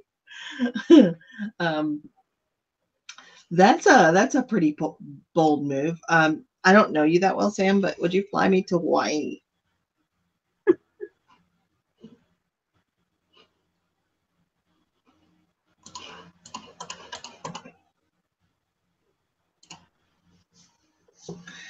That was wallpaper border, I believe, that just sold.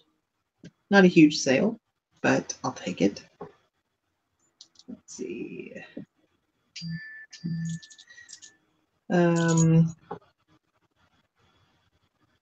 Sold for $15.29 plus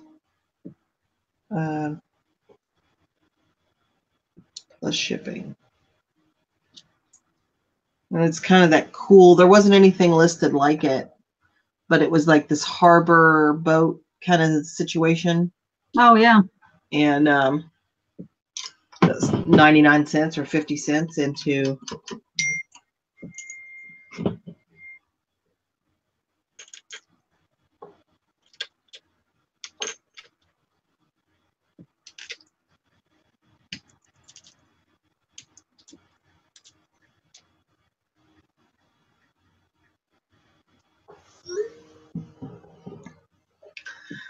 Kathy says her wallpaper border is on the bottom of her closet. Come on, girl, get that listed. It's so easy to list. It's like the easiest thing ever to list.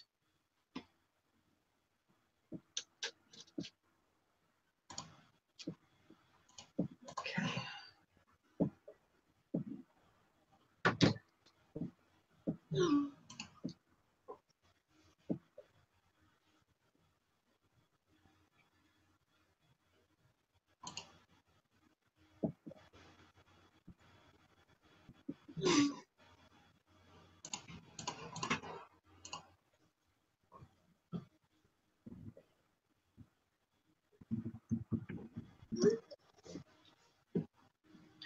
They said that border makes her pretty happy.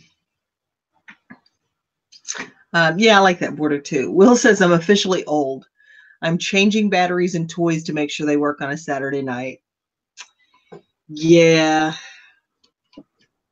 Welcome to it, Will.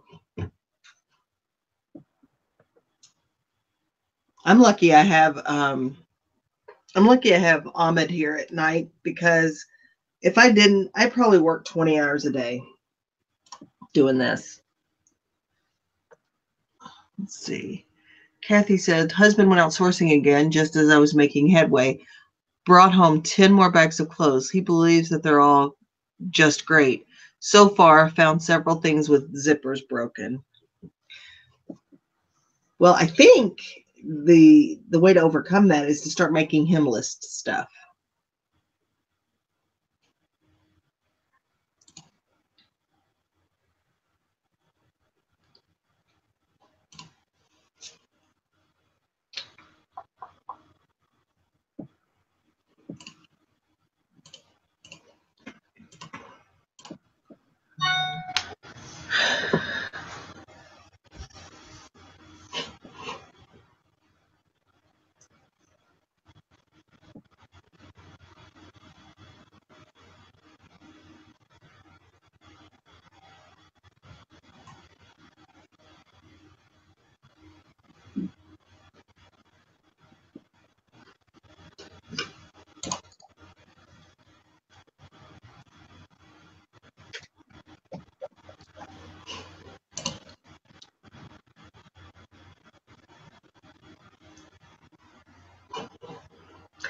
All right, back up to 723.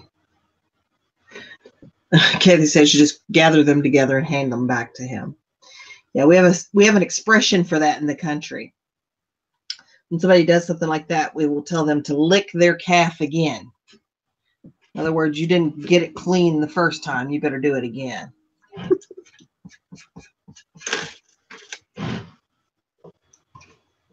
But I guess that expression wouldn't mean to somebody that's never seen a calf born. All right, let's see.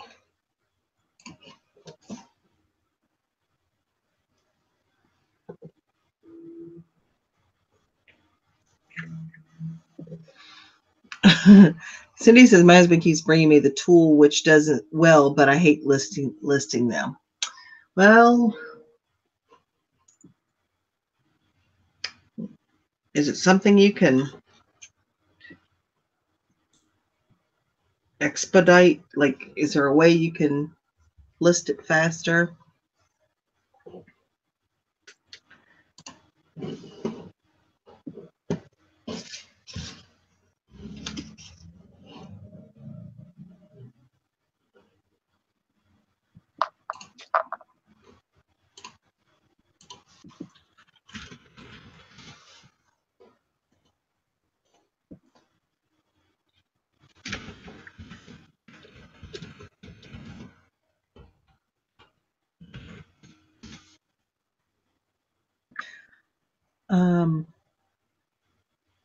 So 01 Wolf says, that's very cool. Your husbands are working or are helping.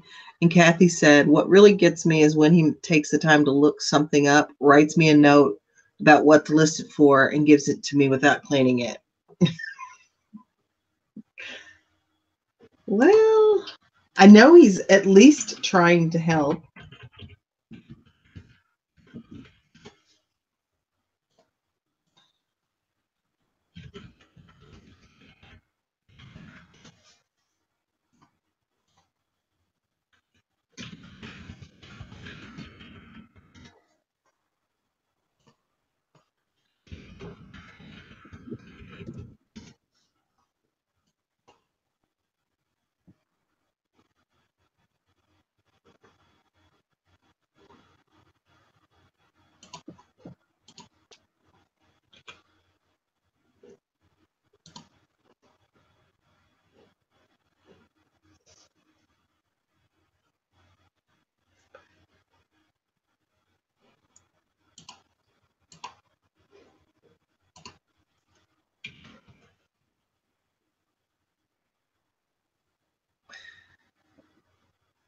Let's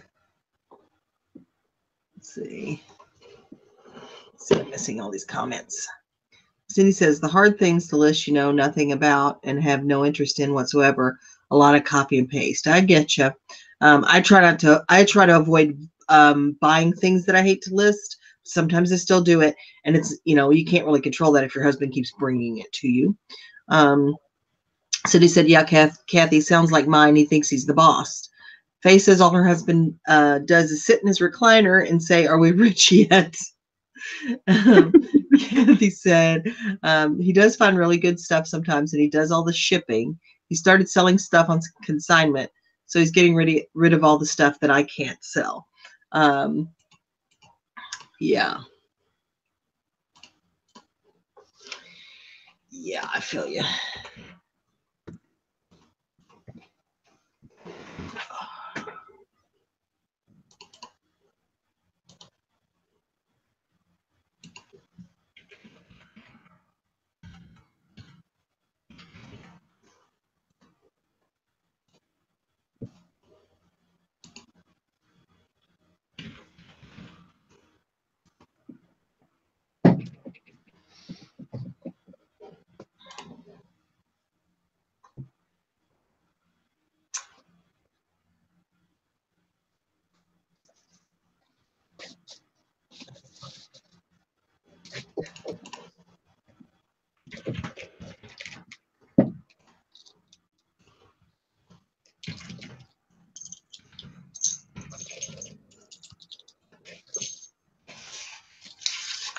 All right.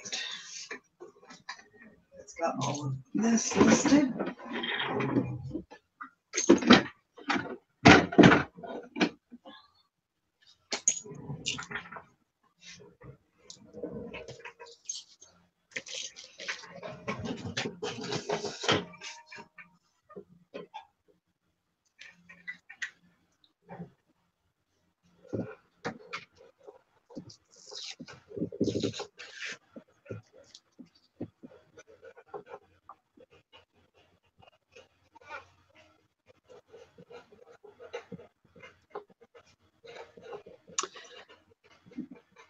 One Wolf, do I have a niche? I do not.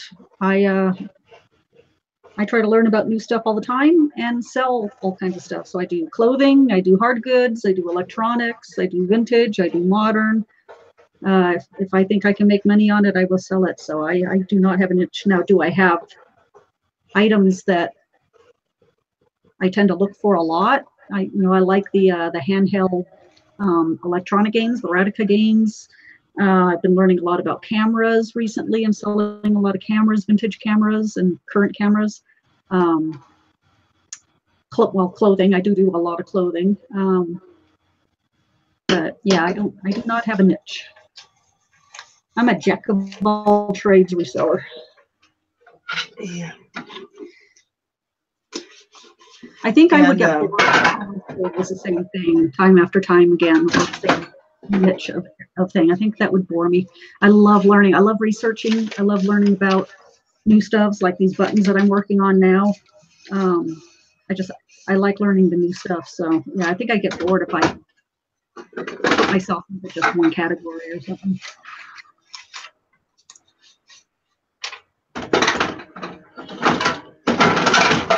I think it's important, even if you have a niche, to venture outside it, because you'll learn so much. Well,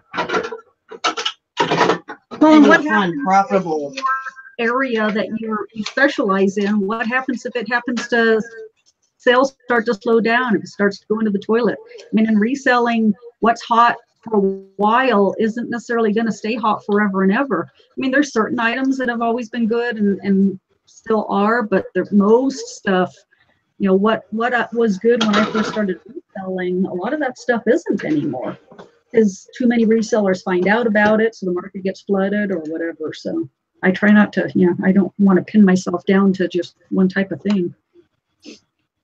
Kathy said her husband decided the other day that leather is a good thing and got a tote full now. It's time to stop. He's getting good at getting it at a good price. So if it does sell, that's good, even if it has to sit, as long as it does sell.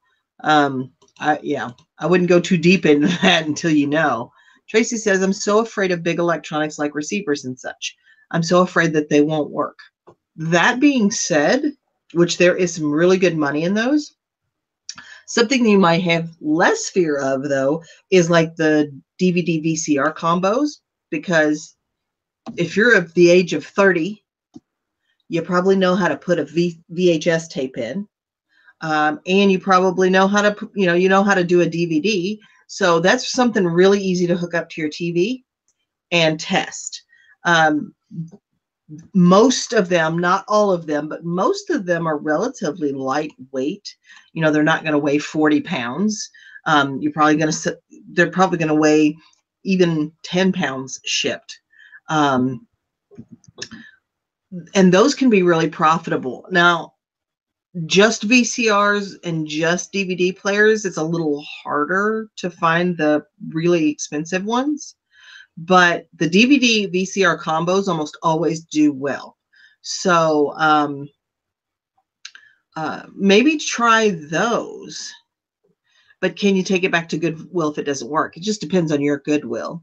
You know, mine, no.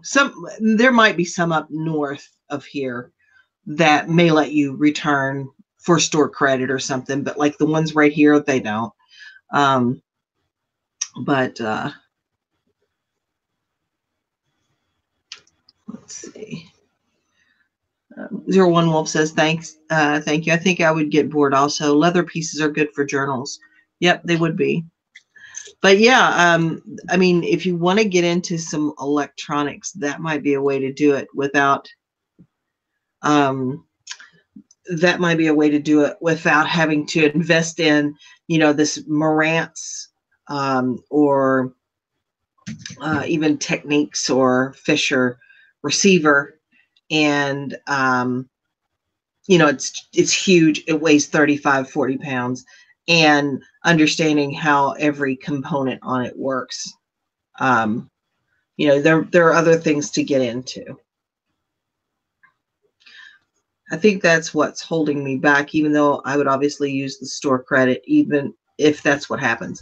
Go in and talk to them and say, I want to buy some electronics, but I'm afraid that they won't work when I get them home, and see if they will allow, even if it's if you live relatively close, even if it's just 24 hours, you have 24 hours to come back.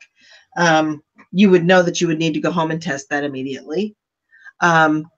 Or if you're getting them at a really good price, which I don't know what they price at your Goodwills, I can sometimes pick up DVD VCR combos for $6 here. I'm willing to take the risk for that.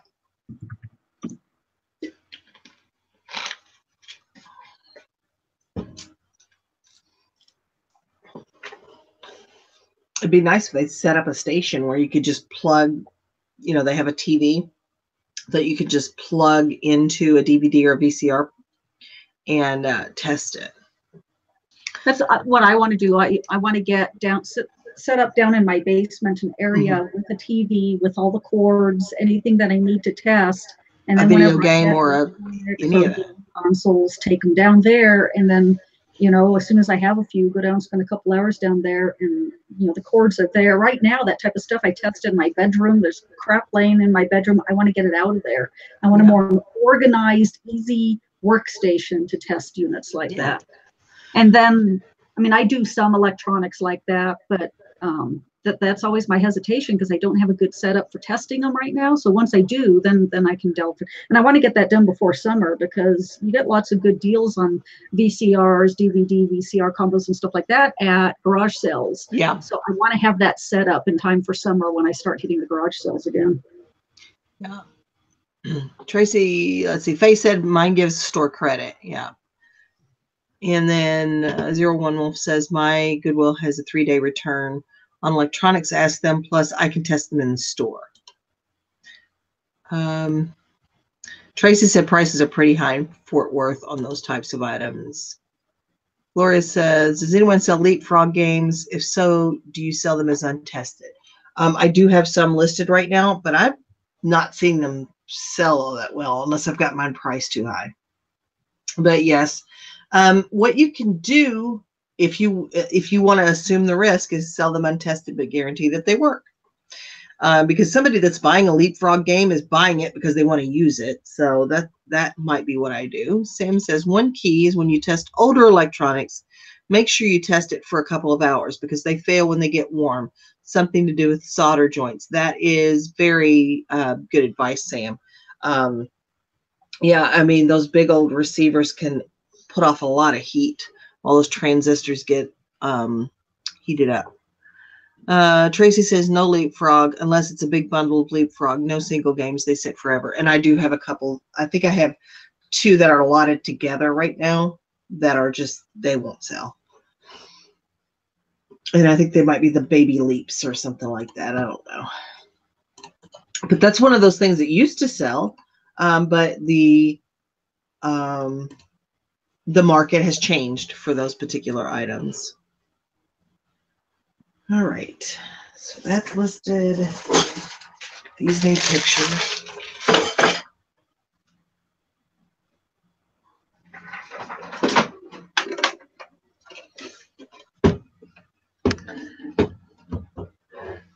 Laura says putting up a bundle of Leapfrog. That's a good idea.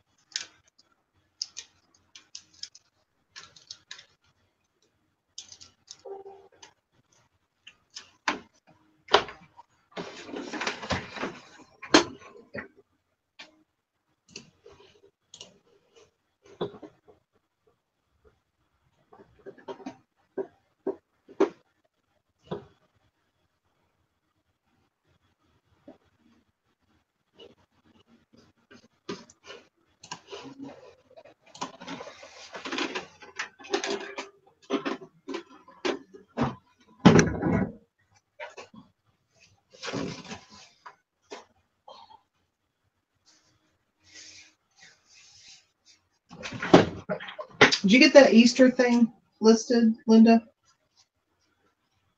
What Easter thing? Was it an Easter flag, maybe? Oh, yeah. The garden flag? Yeah. Yep, I got that listed.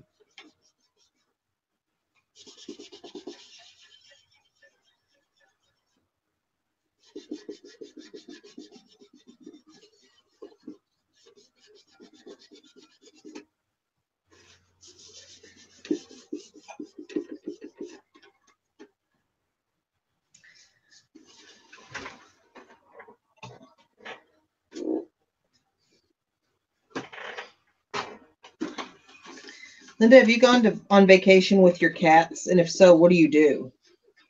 Like, I don't mean Have you gone on vacation when you've had cats, and what do you do?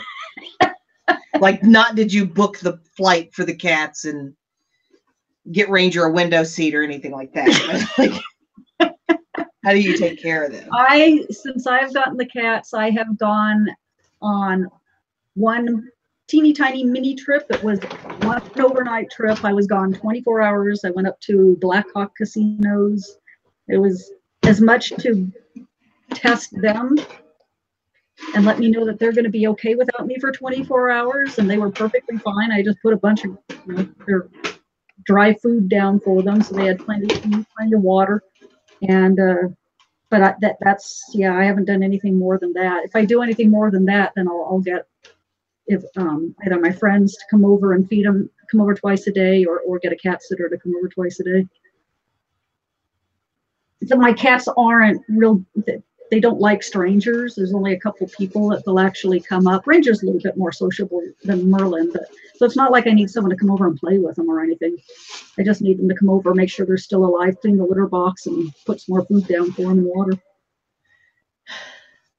Yeah, I usually have a friend. We trade off. I take care of her cats when she's out of town. She takes care of mine when I'm out of town. And I've left them for 5 days before. But I might see if this time she wants to come and stay here, because she's going to do this kind of weirder arrangement where she is going to school. She's commuting here from Akron, which is about 2 hours to go to school here. So maybe I'll see if she just wants to come here and stay for the week and take care of my fat cats, because I'm not sure she's keeping her cats when she moves. So, because that is one thing I'm like, I hate leaving them for that long when nobody's going to be around except, usually she'll come and check every 2 days, feed them and do the cat litter box and stuff. They just get so lonely. They miss me. In my mind. Faye, why are you just swinging your legs, not doing nothing? What's that all about?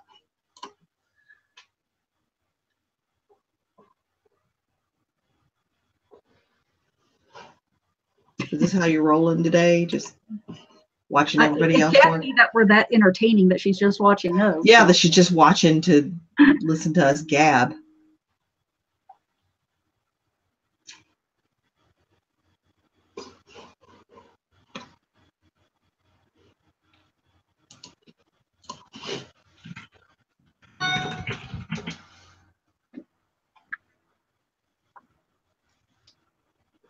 Maybe you're in shock.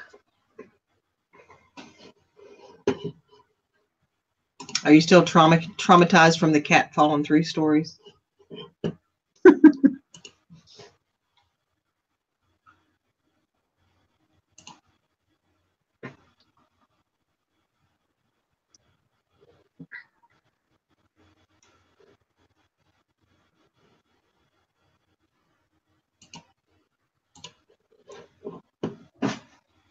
Hey, Andy. Andy's here. Andy was listing from her recliner last night. I saw her picture on Instagram, which must be really nice.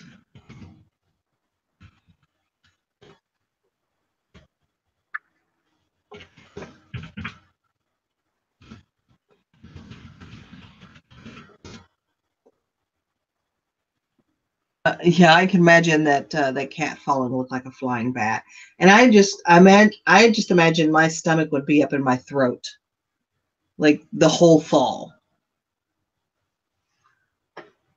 Shoot, I get nervous when my cats jump from the top level of the cat tree down to the floor. I don't know how they don't break their legs every time. Hey, Mama J, welcome. Getting ready to start some listing there. Andy said, yeah, girl, it's lovely. Anthony hooked my computer up to the big screen. That is nice. I could probably get away with it if I had a wireless keyboard, because my computer would have to sit pretty far away from where my sofa is. Kathy says phone battery's dead. Have to wait for more power. Need to get another junk phone to list more. Let's see.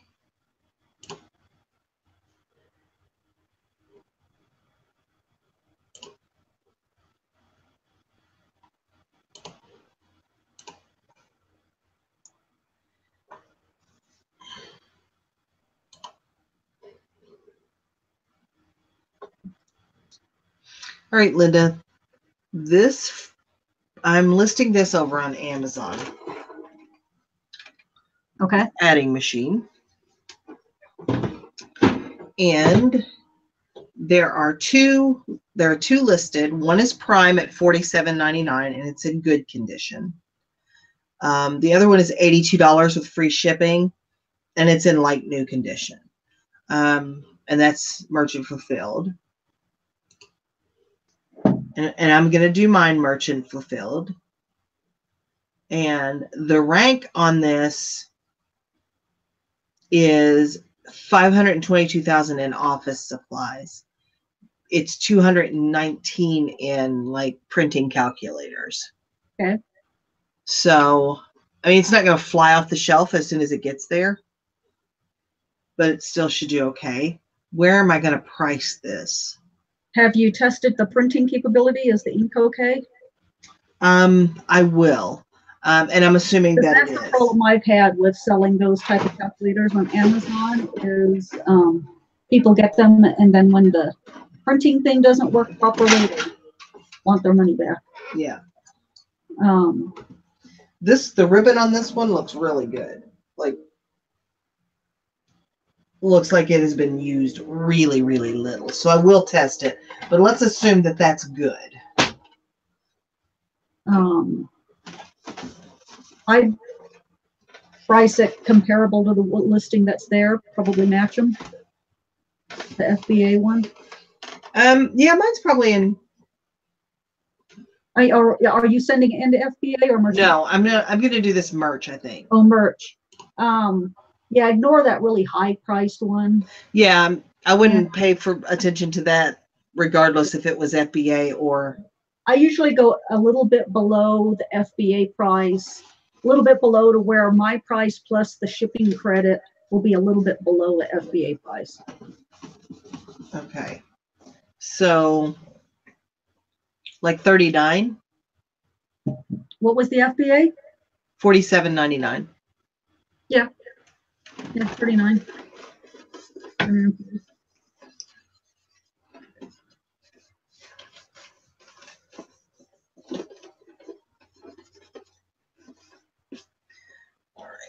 Let me see if I can test this. I don't have any paper for it.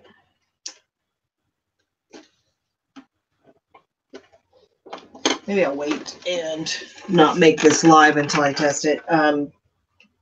And I'll just get a roll of paper at the dollar store or something. Yeah, I picked up some at a church sale or something one time, so I've got a ton of rolls. So I usually include a couple with it. Of course, I haven't sold one of those in a long time. They used to. That's one thing. They used to do a lot better than they do now.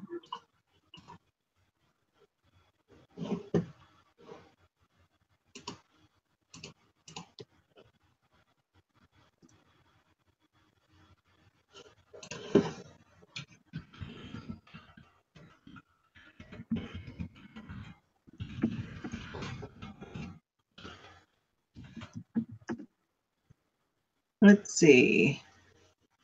Mama J says, I have a Mophie case for my phone. It's the best. My phone lasts all day. I used it. It used to die all the time.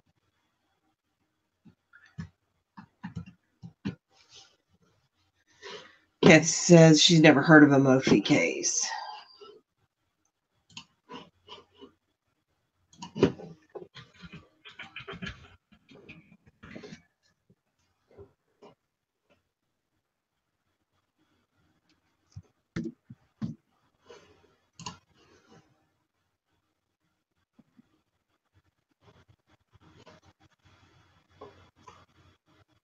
Steve says, we're great background listing. Just finished 11 listings, including taking pics. One already sold. Ooh, all since the start of the show. That's awesome.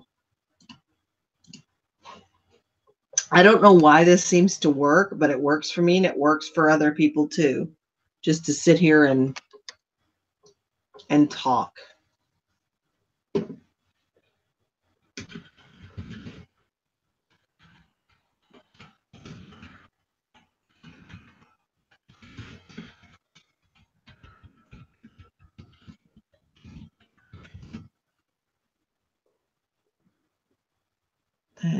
Andy says, I would love that. My phone is good to photograph about 40, 50 items, then it's dead. Mama J says, it is a case for your phone that charges it all in one, and it's a backup battery, and so your phone just starts recharging when it's running low. Steve says, mostly from that big car parts haul you got yesterday. Ooh, nice. Faye's still shaking your legs. Faye, you're not going to get anything done.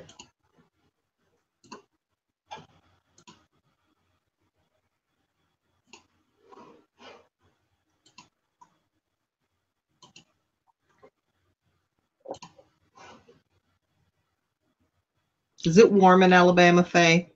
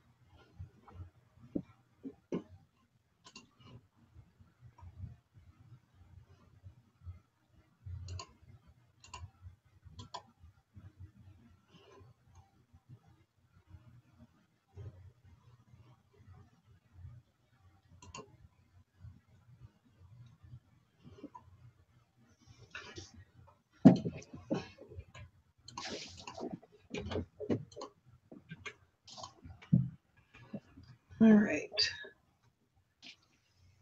Faye says she cut all hair all morning, so she has money. And yes, it's warm. It's going to storm tonight. Oh, I love them storms. I love thunderstorms.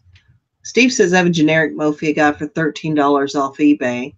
It's good for 2 complete charges, and I've been using it since midsummer. He loves it. Awesome. Kim says I have problems with my feet, so we are doing eBay full time, and my husband is working at the post office, which the blessing does. Nice.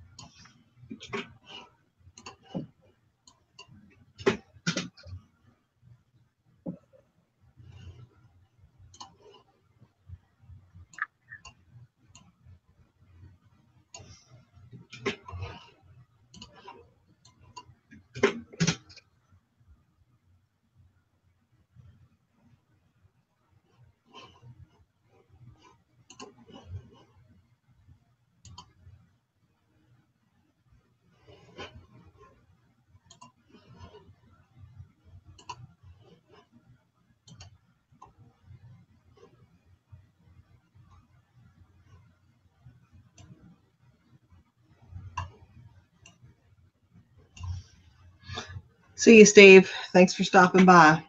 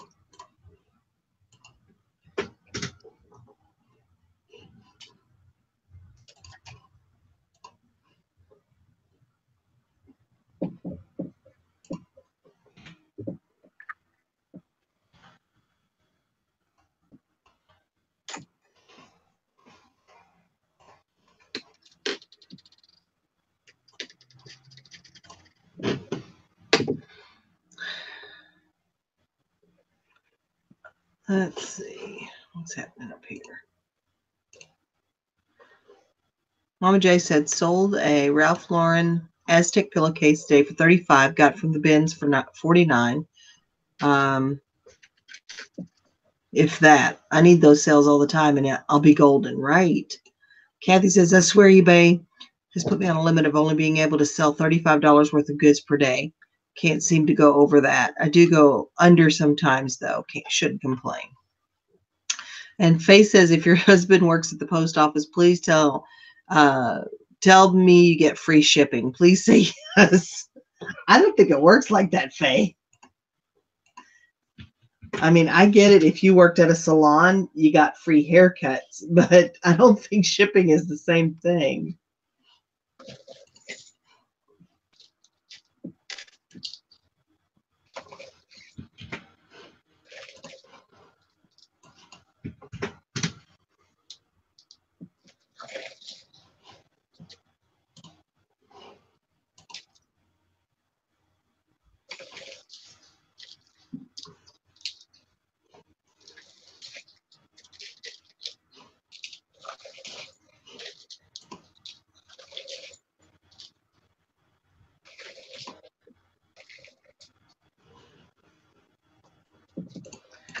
All right.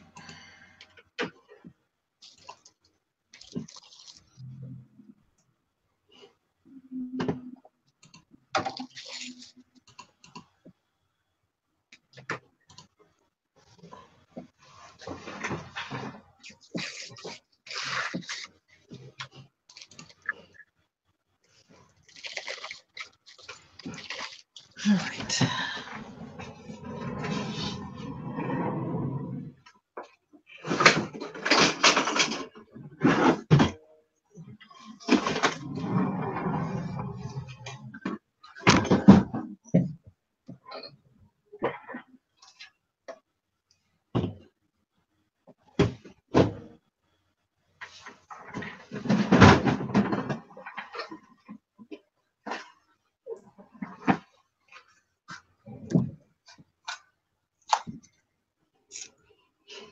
What are you working on, Linda? Working on my buttons. Still working on buttons? Okay.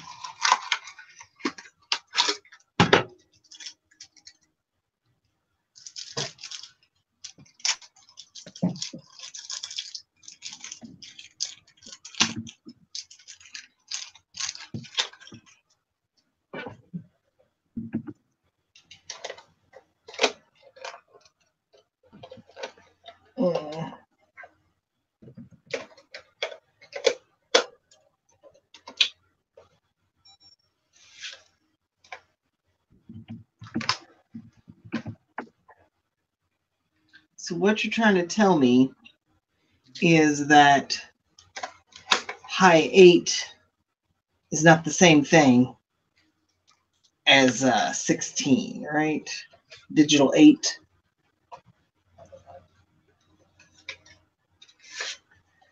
Let's see how this thing works.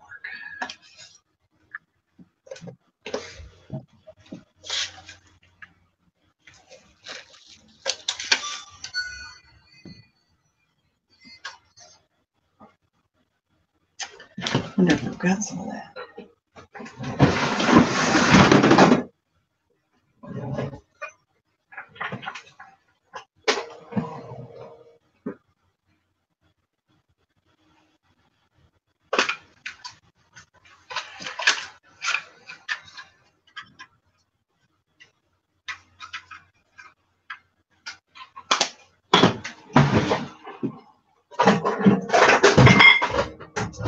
I didn't break it.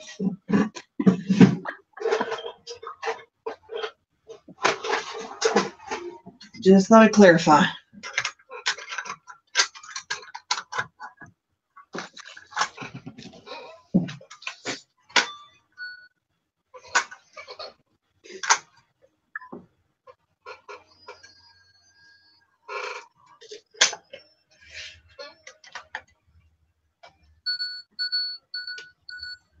I don't know what you need.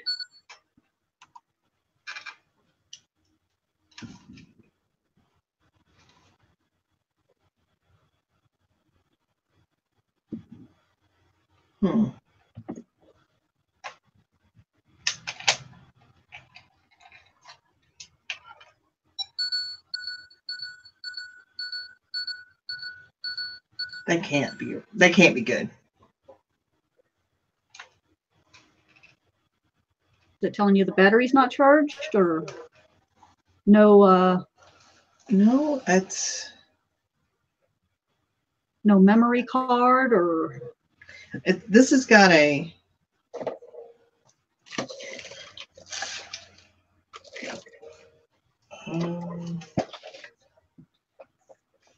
says I got 83 minutes on my battery, and this takes a tape.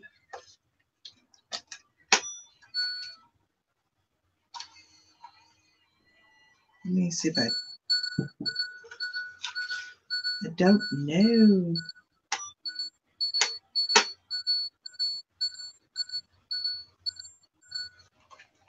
does it only take a tape, or can it also take an SD card? Because a lot of them take both. I don't see an SD slot for this. Okay, now.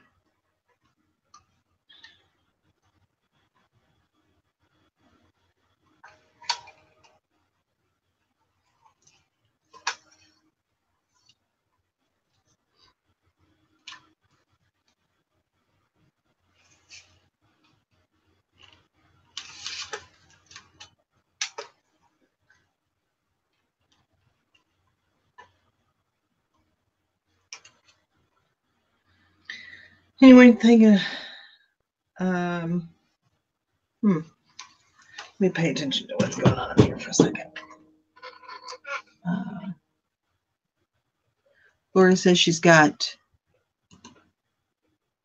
3 listings done. Can't stay out of rabbit holes. Rabbit holes are dangerous. Faye said the flying bat cat just walked into the room. And Will says, anyone know anything about micro machine cars? Are there any rare ones to look out for? You know, that's funny because I haven't seen. What I would do is usually do a search. Micro machines. And then I would do solds. And I would do highest to lowest.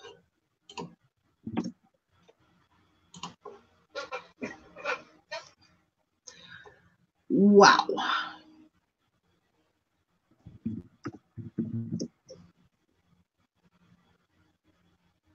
So I'm seeing a lot of large lots of them. But the large lots of them look like they do well. Several $100s. You get out of these lots and see if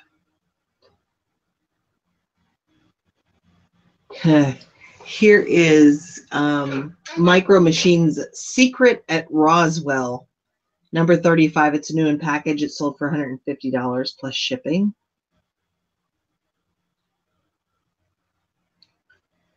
Here's a lot of 86 pieces with a display case that sold for $132 plus shipping. There's a lot of 141 of them for $133.50, and these are all auctions. So you've got a bag of 49 of them. Let's see if it will break down and show me. The ones that are obviously new in package do really, really well. So here is a lot of Micro Machines Silver Collection convertible classic cars. So there are 5, and they're all silver. A lot of 5 sold for $122 plus 50 plus with free ship. Let me see. I think that you can get a little more than $1 a piece just lotting them together. However, that being said, there may be, I'm trying to get out of the lots of them, cost you 2.5 pounds. Wow. I don't think I've seen them for a while, but I would definitely buy them. I wouldn't be able to stop myself. If I saw them, I would not be able to stop myself. Here are, and these would be, well, I don't know that these are regionally United States. Maybe they are. Because back in that era, we had the monster trucks that would do the arenas. So here is monster truck lot, Gravedigger, Son of a Gravedigger, and the Legend. 3 trucks that sold for $100.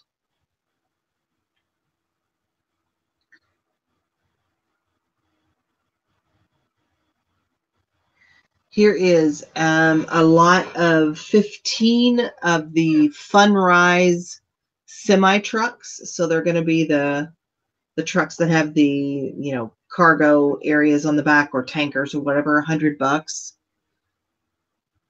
So apparently there is a large van that is a fold-out play set that sells. It looks like that sells okay. Here's that with 30 of the vehicles, 30 of the little cars for $62. I mean, here, and I'm looking, of course, on the U.S. site, but here it looks like you can get, I don't know, this is a lot of Lamborghinis. 39 Lamborghinis sold for $92. I think you're absolutely sitting on a little pile of cash there. And it may take you a little time, but if you were to either sort them in lots, which, obviously the bigger the lot, the more it's going to bring. I don't know. Let's see what this one is. This one is just a mixed lot, and I'm trying to see. There might be 50 in this lot for $80. Sold for $80. 80 pieces sold for $75. So I think, yeah, there's money there. Of course, the condition is going to matter a little, but these were toys that boys played with. I remember. Here's 40 that sold for $65 plus $20 shipping. Why $20 shipping? I don't know, because these would fit in a padded flat rate.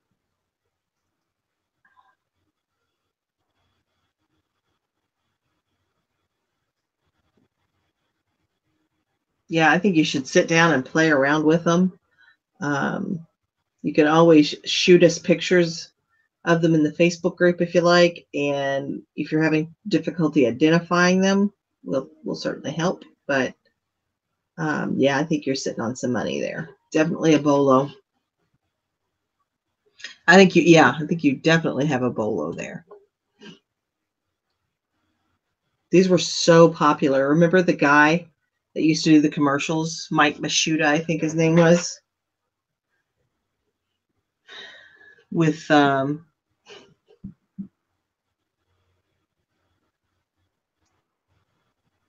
Tracy needs candy. Tracy, did you get any candy? I could use some candy too. Gloria said her boys own the original Micro Machines. They sell if they're new in package. It looks like they'll sell it anyway.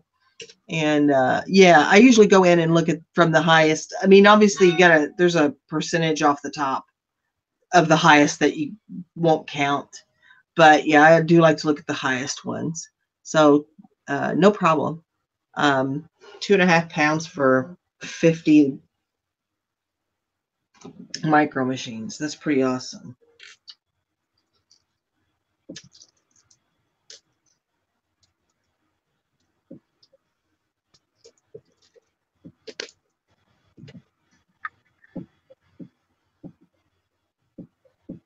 Any cha-chings happening out there?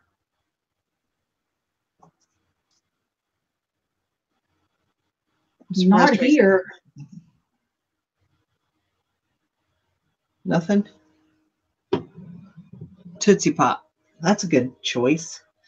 Can you tell me how many licks it takes to get to the center of that Tootsie Pop?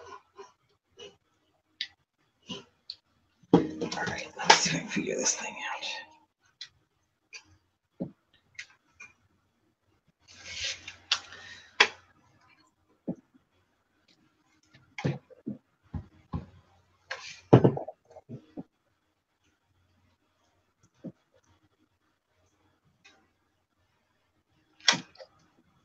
All right, Linda, do you see how this is peeling? Yeah. Would you just take this piece off?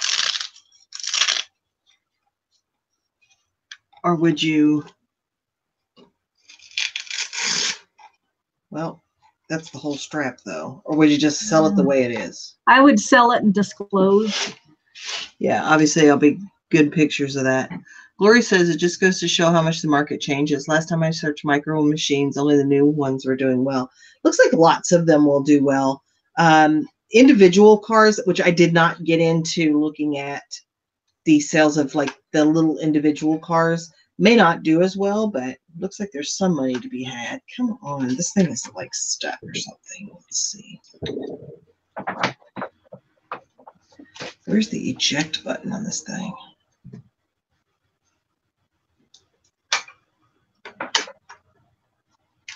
Let's see. Maybe it needs to lose power for a second.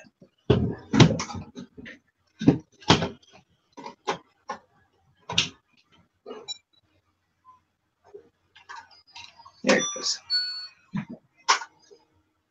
Oh, thank you very much. Sold a pair of knee-high boots earlier. I've had them forever, new without tags. Nice. Good sale, Andy.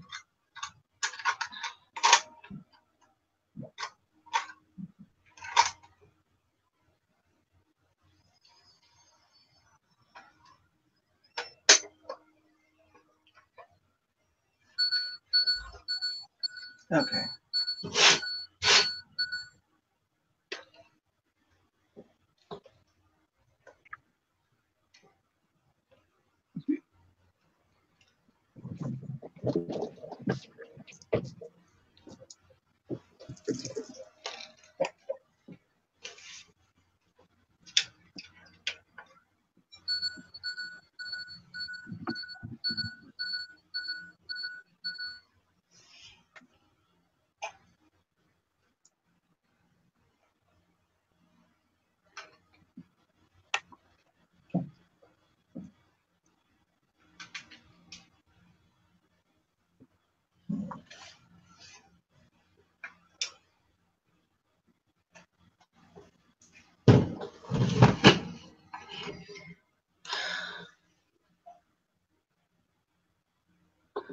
Oh, Will says still hasn't sold anything in 3 days. I think my Kerchings died. Well, hopefully you can revive your Kerchings. It's Saturday night there. Folks ought to be shopping.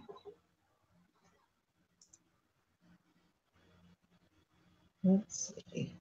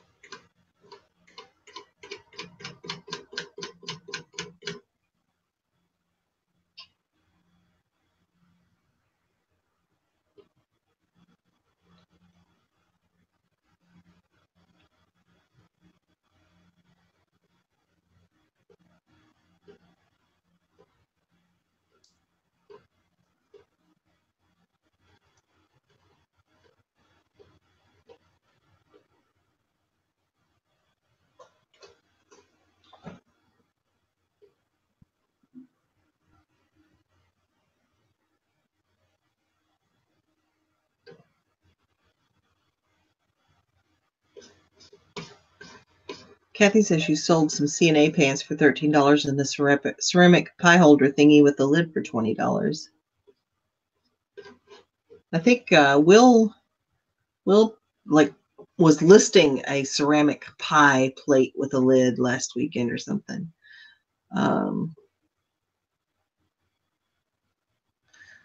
Will says I need to sell some things. You can see my box hoard with the naked eye from space. Yeah, that's a little bit of a problem. And Faye says I want cheesy bread with pizza sauce. That sounds so good. Tracy said I get a little sad when all my drafts are complete and then I have to start over on drafts. Yeah, I didn't take all my pictures, so my drafts did not get complete today. That is not what I want.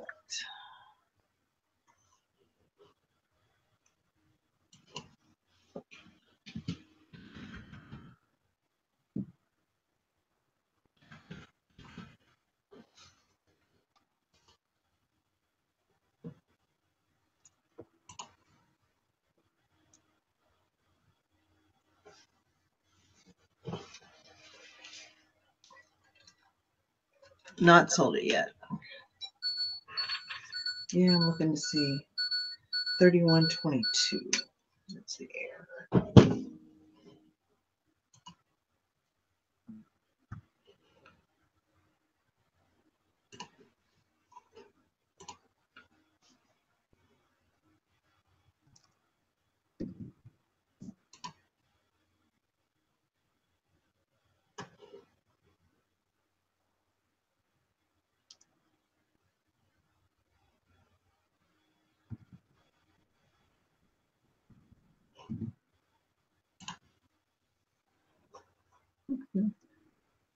Tracy says, at least I don't have a raging headache like yesterday. I was out of commission all day and got nothing done. Yeah, the headaches are the worst.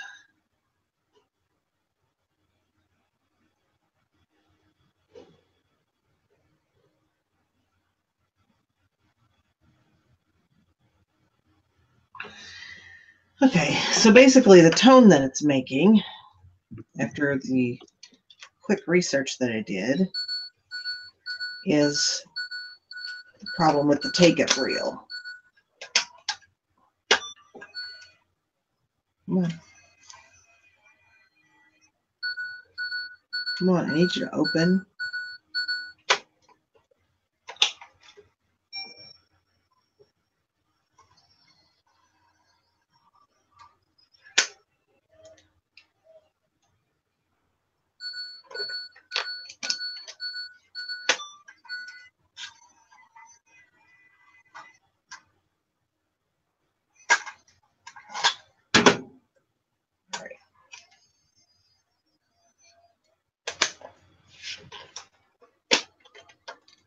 That's a problem for another day.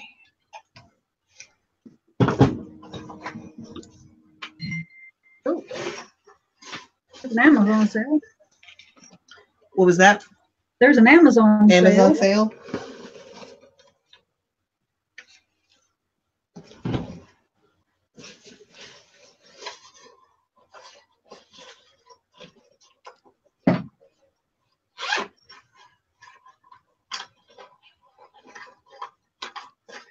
I don't even know where this camcorder came from.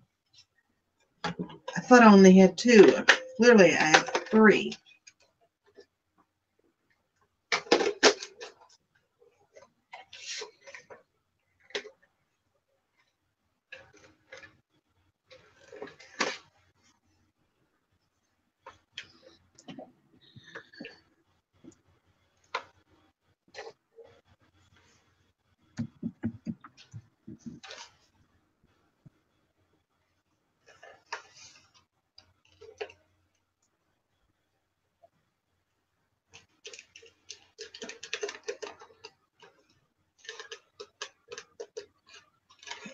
Battery's dead.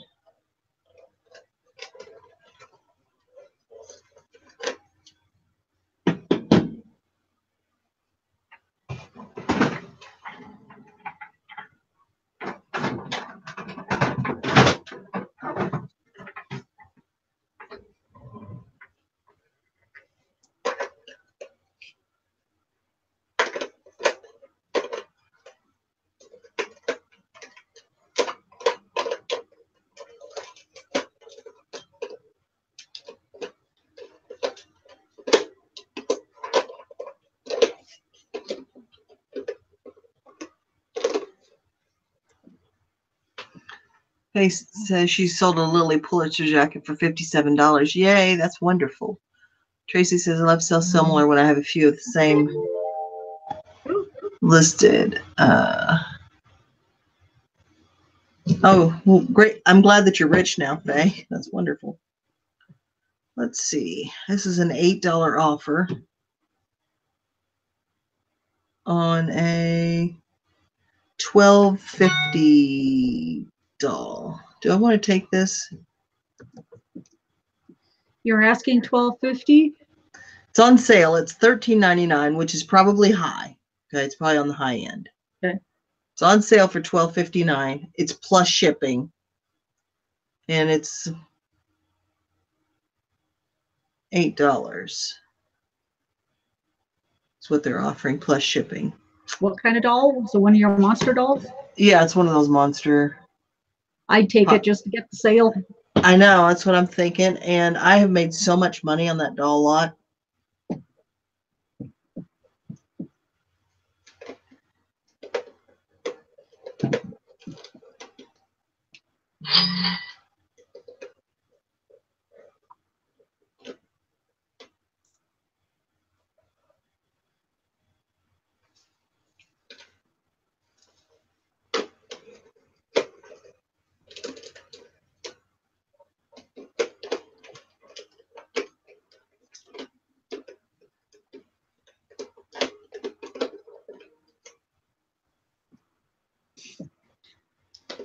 You know, Will said to go back with 10. The reason I wouldn't counter is lately, very few people when I counter are coming back with anything or buying it. They're usually declining. And over $2, I'd rather make eBay happy with me and get the sale, because they say that if you accept offers and are making sales, it kind of gives you a temporary boost of all your other listings. So over $2, I'm not going to want to lose that sale. Well, and I did have the momentary thought to counter with 10, but they're probably going to come back with 9 if they come back. Right. If they come back at all, and you may lose. If they come back at all, they're going to come back with 9 probably, and I'll just take the $8 and not fight over an extra $1. If it was bigger, maybe I would. I just sent you a link. Could you check that point for me and tell me what it sold? Yeah. Yep.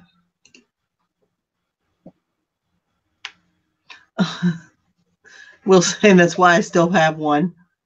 The moment you say you are listing, and now I'm cleaning and cooking dinner, right? That's the way that works, Mama J.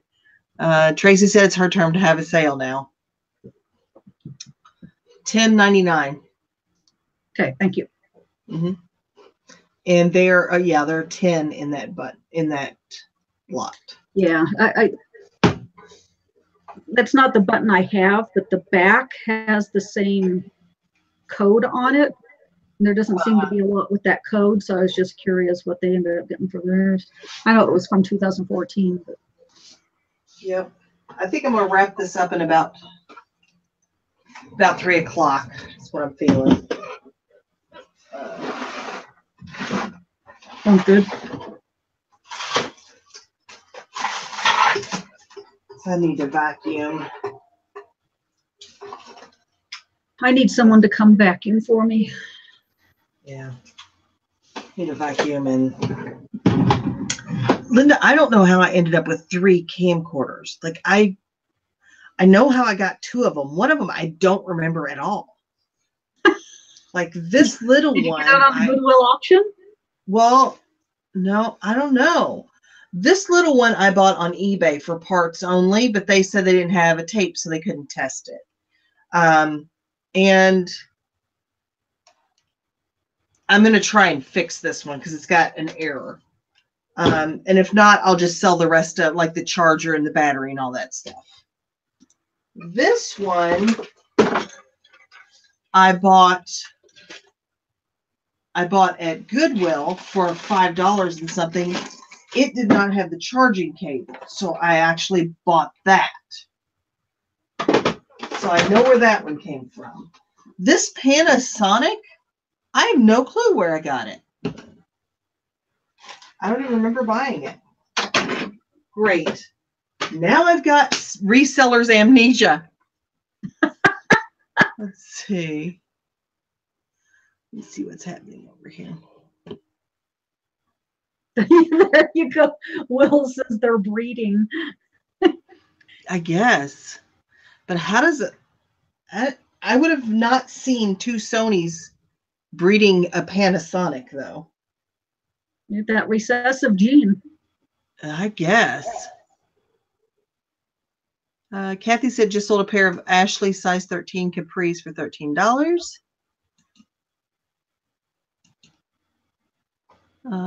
Faces or death piles 4 feet high, but today I don't get a flip-flop. And yeah, they are breeding. I don't know. Hoping this one works. I don't even know what this one's worth. I guess I should look that up.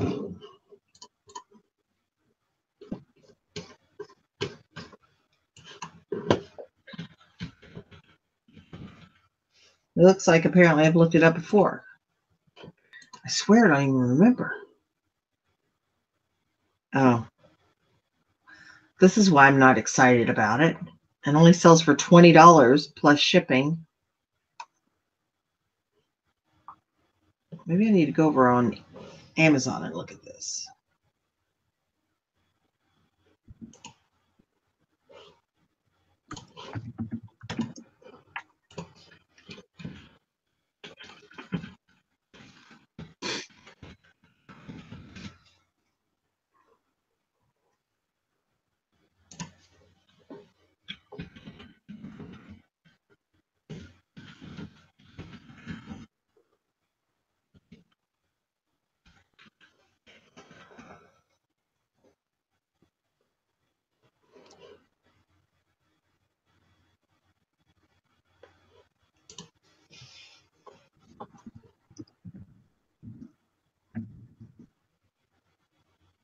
Okay.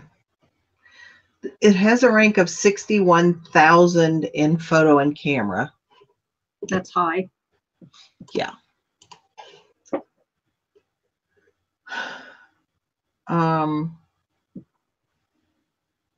There's one listed for $78 there.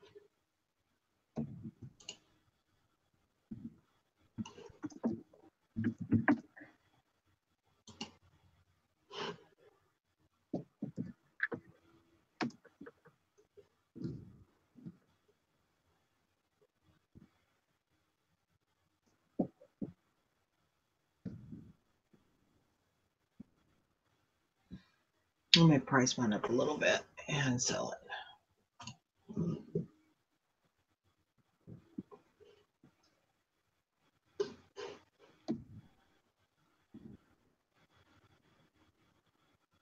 Kathy says she's just spent her jeans profit on a Mophie for her phone. That's the way it works. In one hand and out the other.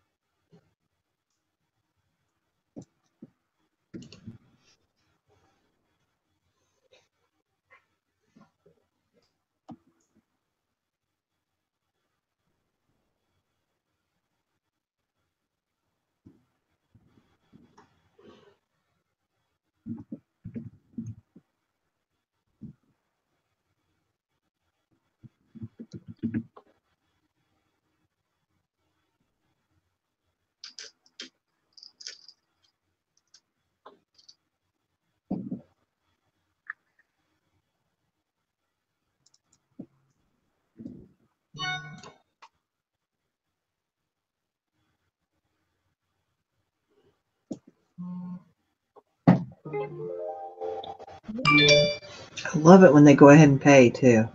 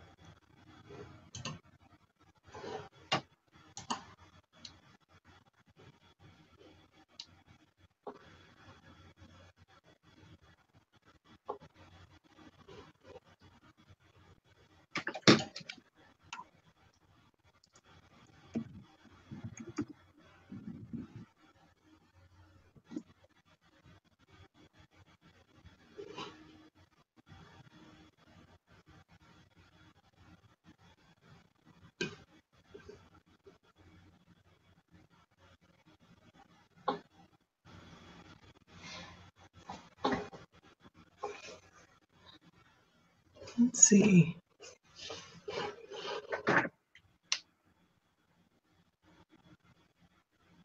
Kathy says she spent $60 3 weeks ago on lights, bought a new heater for the other side of the house, moved eBay over there, not sleeping on the floor now. Inventory in the new room, it's still organized. That's good.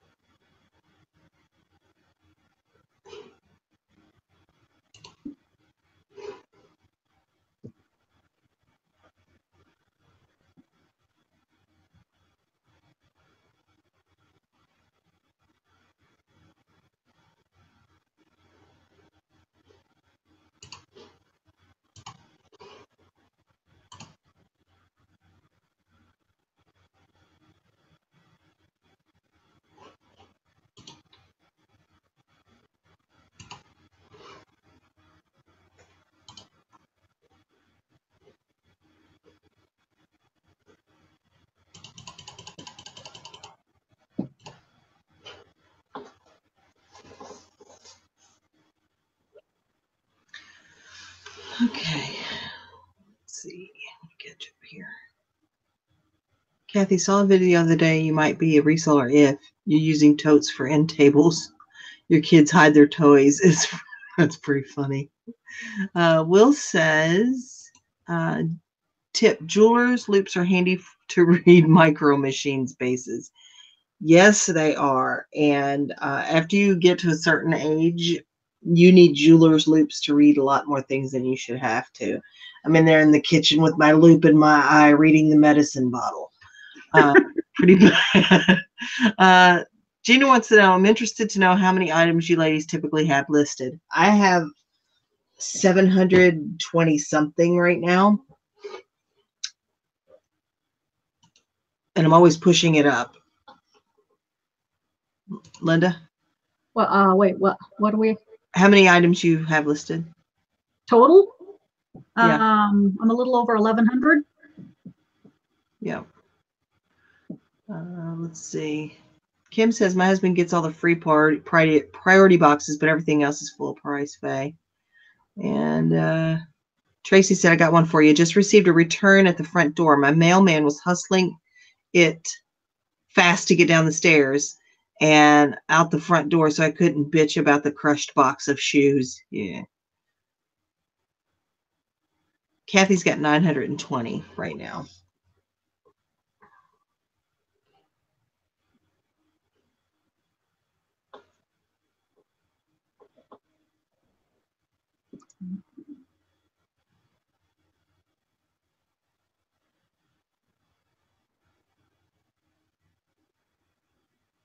So we're going to go to dinner after my husband gets home. And I'm going to have to, of course, listen to all of his story of his day shooting and all that stuff at the range.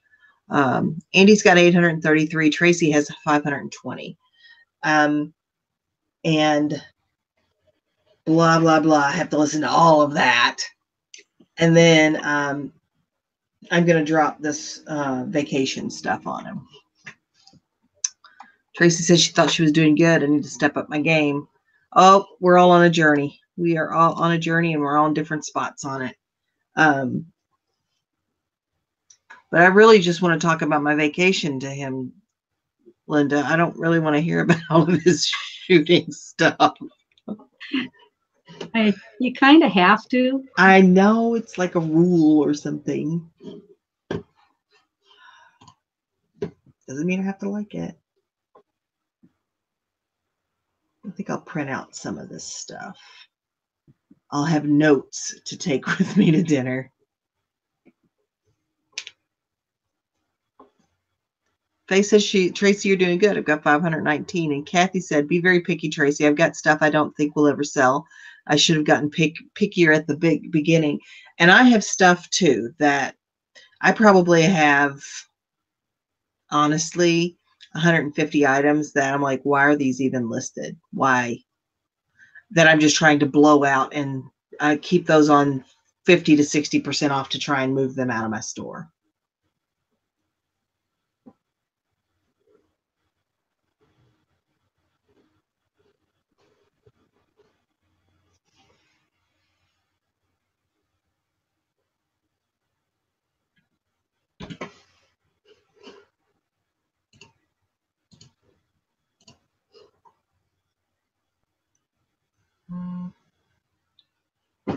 All right, folks.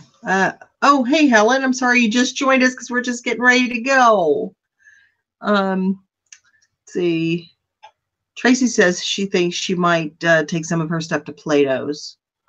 That's not a bad idea. If I had inventory I thought I could take somewhere and sell, I would. Kathy said watch some videos about Plato's before you go. I know that they're particular with their clothes and they probably don't pay much for them, but in my opinion, it'd be better off to sell them for $1 a piece than donate them. So anyway, that's my 2 cents. I don't know anything about Plato's. All right. So anyway, I want to wrap it up. Thanks, guys, for hanging out with me today. I've gotten, I don't know, 15 or 18 things listed while we were sitting here and hung out with you guys and learned a lot about you folks and planned my vacation. And now I just got to get the thumbs up of approval from my husband to go ahead and book it. But wonderful. Thanks for being here, Will. I appreciate you being here. I know it's late there. Thanks so much. Thanks to everybody that was part of the conversation. And those of you that are kind of hidden in the background that are just listening, because there's 28 people here, which is awesome. That's awesome. Thank you all so much for being here. Yeah, I may be able to do another one of these tomorrow. It just kind of, I got to figure out what my plan is going to be for tomorrow. But if so, I'll post it in the normal places and you guys can feel free to join if you are available. But again, thanks everybody so much for being here and for keeping the conversation going and asking questions and learning. We learned bolos today with buttons and micro machines, and I'm probably going to be listing too, Andy, so I probably will do this tomorrow. But thanks again, everybody. Thank you, Linda, for hanging out with me today. Sure. Thanks for letting me join you again. Always a pleasure. And you guys make sure that if you're not subscribed to Linda's channel, that you do that. Linda's Rocky Mountain Finds. She's going to do a jewelry jar soon. I know she went to buy one. They didn't have one. So, you know, when she gets that, it'll be fun unboxing. So an unjarring. But thanks, everybody. Just remember that the dream works when you do. So keep dreaming and keep working. And I'll see you guys the next time. Bye.